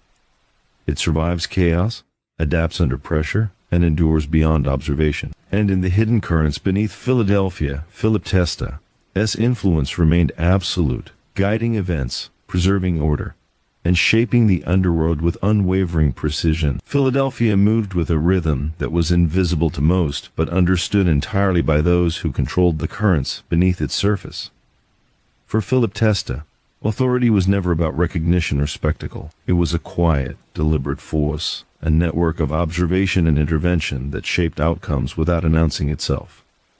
Every decision, every arrangement, and every relationship was a thread in a vast, unseen tapestry that maintained stability, influence, and control. The operations under Testa had grown into a highly organized system. Legitimate businesses were integral, serving as conduits for income, shields against scrutiny, and instruments of influence. Each transaction, each employee, and each interaction was monitored carefully, contributing to the resilience of the organization. Complexity was necessary, but its success depended on invisibility. The more elaborate the structure, the more carefully it had to remain hidden from prying eyes.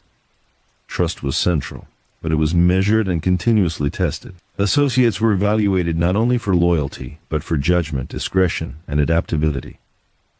Those who demonstrated patience, reliability, and subtle understanding of the system earned greater responsibility. Those who acted impulsively, sought recognition, or failed to observe subtle expectations were quietly reassigned or removed.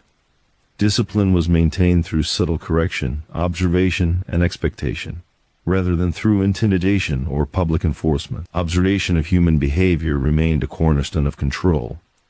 A slight hesitation, a fleeting expression, or a change in tone could reveal intentions, weaknesses, or hidden agendas. By carefully interpreting these cues, Testa could anticipate actions and take preventive measures before challenges arose. Intervention was always deliberate, occurring only when outcomes could be controlled precisely. Patience, in his strategy, was both weapon and shield. External pressures were constant and varied.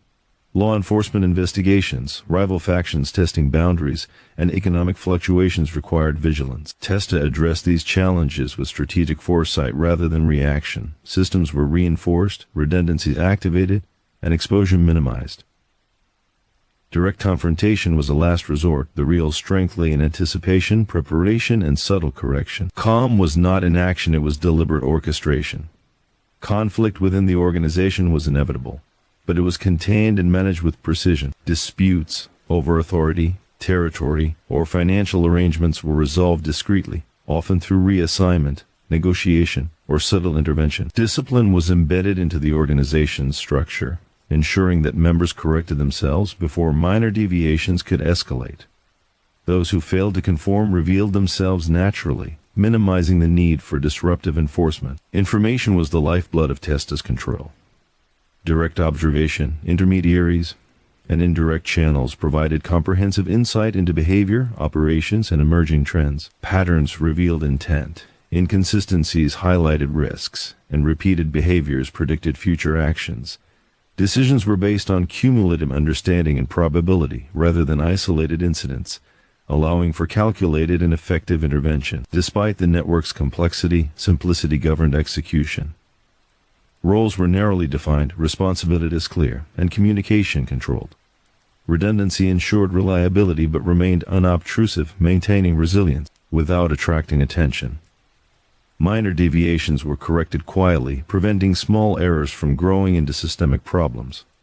Discipline, both procedural and behavioral, was embedded at every level, allowing the organization to function efficiently with minimal direct oversight. Testa's personal discipline mirrored that demanded of his associates. Every routine, every movement, and every public appearance was calculated to minimize exposure and risk. His outward calm concealed the meticulous oversight of his operations. Composure was both a shield and a strategic tool, projecting confidence while concealing the intricate network of influence he maintained. Even small actions were deliberate, reinforcing control and minimizing vulnerability. Patience guided every decision. Situations were observed over time to assess character, reliability, and alignment with organizational objectives. Those who adapted demonstrated value. Those who failed were quietly removed or repositioned. Intervention occurred only when outcomes could be managed precisely, ensuring maximum effect with minimal disruption. Timing, as much as action, defined authority. The city itself reflected the subtlety of Testa's control. Streets flowed predictably, commerce operated efficiently, and disputes were resolved before they escalated. Life appeared ordinary above ground, masking the intricate orchestration below. Stability was engineered, maintained through careful corrections, disciplined execution, and constant observation. Normalcy was strategic, a shield that minimized scrutiny while preserving authority. External threats evolved constantly, yet Testa's methodology remained consistent.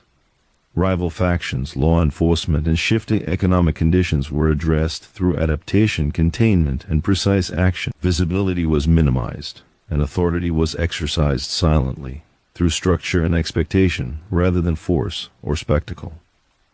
The organization thrived because members operated within disciplined frameworks, understanding boundaries and consequences. Observation was relentless. Each interaction, transaction, and anomaly offered insight into behavior, intent, and risk. Patterns informed predictions, while deviations highlighted vulnerabilities. Those who demonstrated discipline reinforced the network, while those who did not were quietly corrected or removed. Interventions were subtle yet absolute, maintaining cohesion without revealing action. Information and influence were inseparable. Patterns in behavior, financial activity, and interpersonal relationships allowed for preemptive action. Threats were neutralized before they escalated, and opportunities were exploited efficiently. Authority was exercised invisibly, guided by systems, expectation, and subtle intervention. Power was effective not because it was loud, but because it was precise, resilient, and enduring.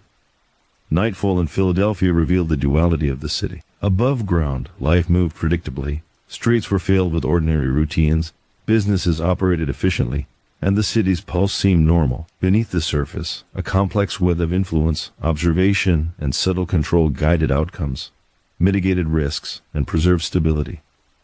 Every decision, interaction, and correction reinforced an equilibrium that remained invisible to those outside the network. Philip Testa's authority endured because it was silent, disciplined, and methodical. Calm, deliberate, and precise, he shaped events through observation, preparation, and strategic intervention. Influence persisted not through fear, notoriety, or spectacle, but through reliability, subtlety, and foresight. While others relied on aggression or ostentation, his control thrived on patience, precision, and a well-structured network. The city continued to move forward, unaware of the orchestration beneath its surface. Individuals came and went, conflicts arose and dissolved, and opportunities flowed through the network, maintaining order. Stability persisted because authority was exercised consistently, deliberately, and quietly. Outcomes were shaped, risks mitigated, and order preserved, all without recognition or display, because true power is measured not by visibility but by persistence. It survives chaos, adapts under pressure, and endures beyond observation. And in the hidden currents of Philadelphia, Philip Testa's influence remained absolute, shaping events, maintaining order, and guiding the underworld with unwavering precision. The streets of Philadelphia carried a quiet rhythm that few ever noticed, a pulse dictated not by the visible institutions of the city, but by invisible forces that moved deliberately beneath the surface. For Philip Testa, this rhythm was a language he understood completely. Authority was not about display or reputation. It was about control, precision, and subtle orchestration. Every decision he made, every arrangement he oversaw, and every interaction he influenced was part of a vast, hidden network designed to preserve stability, enforce discipline, and maintain dominance without ever announcing itself. The network he controlled was a living system. Businesses that appeared ordinary to the public were tools of strategy, conduits for communication, and channels for revenue.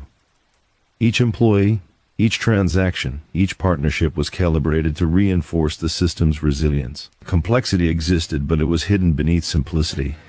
The elegance of power lay not in chaos, but in the seamless integration of multiple moving parts, all functioning according to invisible principles and careful planning. Trust was the cornerstone of authority, but it was measured meticulously.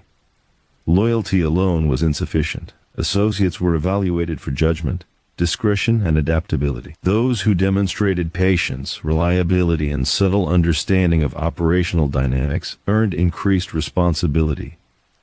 Those who acted recklessly or sought attention were quietly repositioned or removed. Discipline was maintained through subtle reinforcement, observation, and expectation, rather than through intimidation or spectacle. ensuring the organization's cohesion without exposing its mechanics. Observation of human behavior was constant and deliberate. A flicker of hesitation, a micro-expression, or an unusual gesture could reveal intention, weakness, or hidden ambition. Testa used these cues to anticipate behavior and manage risk preemptively. Intervention was measured and precise, executed only when outcomes could be controlled and results guaranteed. Patience was a strategic instrument, allowing him to wait until the precise moment when action would be most effective and least disruptive. External pressures were omnipresent. Rival factions tested boundaries, law enforcement scrutinized from a distance, and economic fluctuations threatened stability. Testa met these challenges with strategic foresight rather than reactive force. Systems were reinforced, redundancies activated, and exposure minimized. Confrontation was reserved for situations where it could not be avoided. The true power lay in anticipation, subtle correction, and disciplined oversight. Calm was not a sign of inaction, it was the manifestation of control executed with precision. Conflict within the organization was inevitable, yet it was managed without spectacle. Disputes over authority, territory, or resources were resolved discreetly through mediation, reassignment, or quiet intervention. Discipline was ingrained into the culture, ensuring members corrected themselves before deviations could escalate. Those unable to conform revealed themselves naturally, minimizing the need for overt enforcement. The organization thrived because internal alignment was maintained through expectation, observation, and subtle correction. Information was the lifeblood of control. Testa relied on a network of intermediaries, observation, and indirect reporting to maintain awareness of operations, behavior, and emerging trends. Patterns revealed intentions, inconsistencies highlighted risk, and repeated actions predicted future outcomes. Decisions were based on comprehensive analysis and probability, allowing intervention to be precise and effective rather than reactive and disruptive. Despite the underlying complexity, simplicity governed execution. Roles were narrowly defined, responsibilities clear, and communication tightly controlled. Redundancy ensured resilience but remained discreet, reinforcing reliability without drawing attention. Small deviations were corrected quietly, preventing minor issues from undermining the system. Discipline, both procedural and behavioral, was embedded throughout, allowing the organization to operate efficiently with minimal direct oversight. Testa's personal discipline mirrored the operational discipline he demanded. Every routine, interaction, and public appearance was calculated to minimize risk and maintain discretion. His calm demeanor masked the meticulous coordination of his organization. Composure served both as protection and as a strategic tool, projecting confidence and authority while concealing the depth of his influence. Even minor actions were deliberate, reinforcing control and minimizing exposure. Patience guided every decision. Situations were observed over time, providing insight into character, reliability, and alignment with objectives. Those who demonstrated discretion and adaptability were rewarded. Those who did not were quietly removed or reassigned. Interventions were surgical, executed at the exact moment when the impact could be controlled and the outcome optimized. Timing, as much as action, defined his authority. The city itself reflected the subtlety of his influence. Streets moved predictably, commerce functioned efficiently, and conflicts were resolved before they escalated. Life above ground appeared ordinary, masking the intricate orchestration below. Stability was engineered, maintained through quiet corrections, disciplined execution, and continuous observation. Normalcy was strategic, ensuring that scrutiny remained minimal while authority persisted. External threats evolved constantly, yet the methods of response remained consistent. Rival factions, legal investigations, and economic pressures were addressed with calculated adjustment, containment, and precise action. Visibility was minimized, and authority was exercised silently through structure, expectation, and strategic intervention rather than overt display. The organization thrived because members understood boundaries, responsibilities, and the consequences of deviation. Observation was relentless. Every interaction, every financial transaction, every irregularity offered insight into behavior, intent, and alignment. Patterns informed prediction, while deviations exposed vulnerabilities. Those who acted with discipline reinforced the network. Those who failed were repositioned or quietly removed. Corrections were subtle but absolute, maintaining order without drawing attention. Information and influence converged seamlessly. Behavioral trends, financial data, and relational dynamics allowed preemptive action, ensuring threats were neutralized before escalation and opportunities exploited efficiently. Authority was exercised invisibly, guided by structure, expectation, and subtle intervention rather than force or ostentation. Power was effective because it was precise, resilient, and enduring. Nightfall in Philadelphia revealed the city's duality. Above ground, life continued predictably. Businesses opened and closed, streets flowed, and daily routines persisted.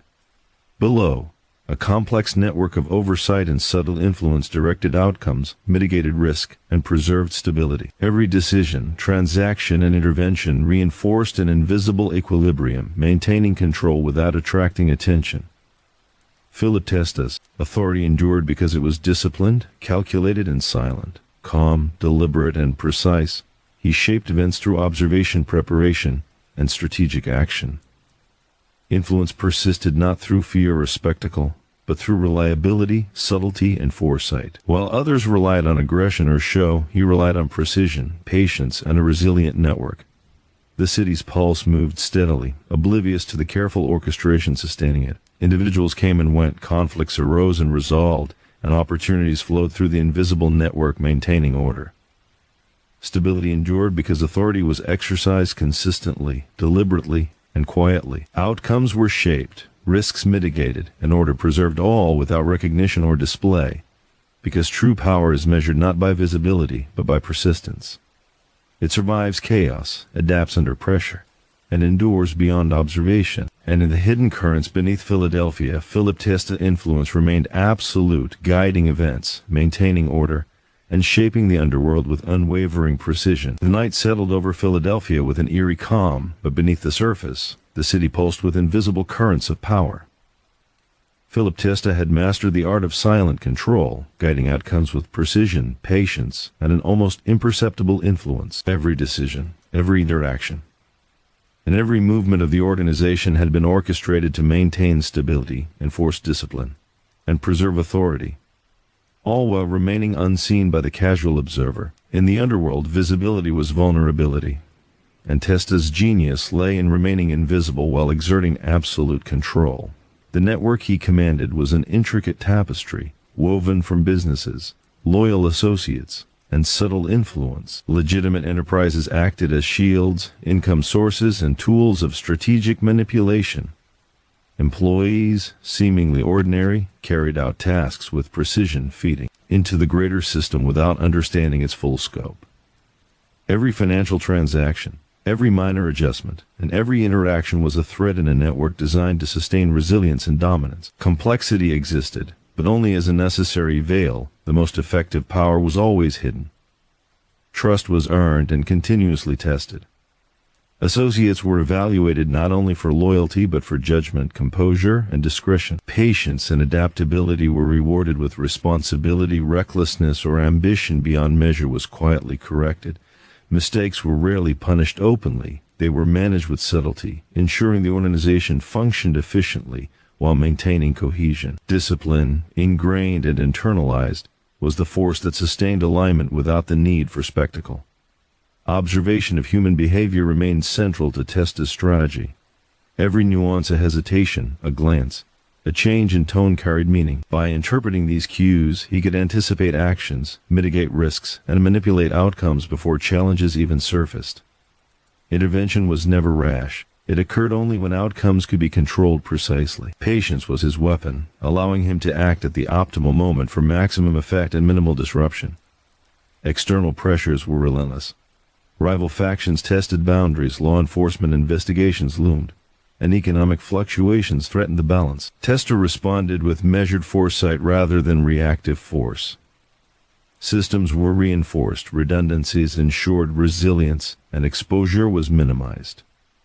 Direct confrontation was rare, only used when strategy demanded it. True authority was exercised through preparation, observation, and subtle correction, not through display or intimidation. Conflict within the organization was inevitable but controlled. Disputes over power, territory, or resources were resolved quietly, often through reassignment, negotiation, or subtle intervention. Discipline was embedded in both culture and structure, ensuring self-regulation prevented minor issues from escalating. Those who could not adapt revealed themselves naturally, allowing removal or repositioning without disruption. Stability was maintained because internal alignment was continuous, not enforced through spectacle. Information was the lifeblood of control. Testa relied on a combination of direct observation, intermediaries, and indirect reporting networks to monitor operations and behavior. Patterns revealed intention, repeated actions predicted outcomes, and inconsistencies highlighted risk. Decisions were based on analysis, probability, and strategic foresight, allowing interventions to be precise, controlled, and effective. Reaction alone was insufficient. Anticipation defined his leadership. Despite the system's complexity, simplicity governed execution. Responsibilities were narrowly defined, communication controlled, and redundancy discreetly embedded. Minor deviations were corrected silently, preventing errors from growing into systemic problems. Discipline, behavioral, procedural, and structural, was embedded at every level, ensuring the organization operated with efficiency, reliability, and resilience, even without constant supervision. Testa's personal discipline mirrored that of his organization. Every routine, public appearance, and personal interaction was calculated to minimize risk and maintain invisibility. Calm composure became both a shield and a strategic tool, projecting confidence while concealing the intricate oversight beneath. Even minor actions were deliberate, reinforcing control and minimizing exposure. Every detail mattered, no matter how small, because it contributed to the broader balance of influence. Patience was a guiding principle. Decisions were deferred until sufficient information had been gathered. Patterns of behavior had emerged, and the consequences could be accurately predicted. Those who demonstrated discretion and adaptability earned trust and responsibility. Those who failed were quietly removed or reassigned. Intervention was surgical and calculated, ensuring maximum impact while minimizing disruption to the system. Philadelphia itself reflected the subtlety of Testa's influence. Streets flowed predictably, commerce functioned smoothly, and conflicts were resolved before they escalated. Life above ground appeared ordinary, masking the careful orchestration below. Stability was engineered, maintained through subtle corrections, disciplined execution, and vigilant observation. Normalcy was not happenstance. It was the product of deliberate control, designed to shield the organization from attention while sustaining its authority. External threats evolved constantly, yet Testa's methodology remained consistent. Rival factions, legal scrutiny, economic pressures were addressed through strategic adjustment, containment, and precise action.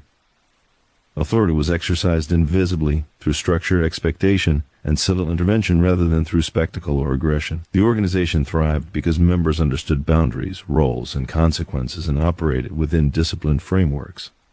Observation was relentless. Every interaction, every financial movement, every anomaly provided insight into behavior and intent. Patterns predicted action, and deviations and exposed vulnerabilities. Those who acted with discipline reinforced the network. Those who did not were quietly corrected or removed. Intervention was subtle yet absolute, preserving cohesion and authority without drawing attention. Information converged seamlessly. Patterns of behavior, financial data, and relationships allowed for preemptive action, neutralizing threats before they escalated and capitalizing on opportunities with precision. Authority was exercised invisibly, guided by structure, expectation, and discreet intervention rather than force.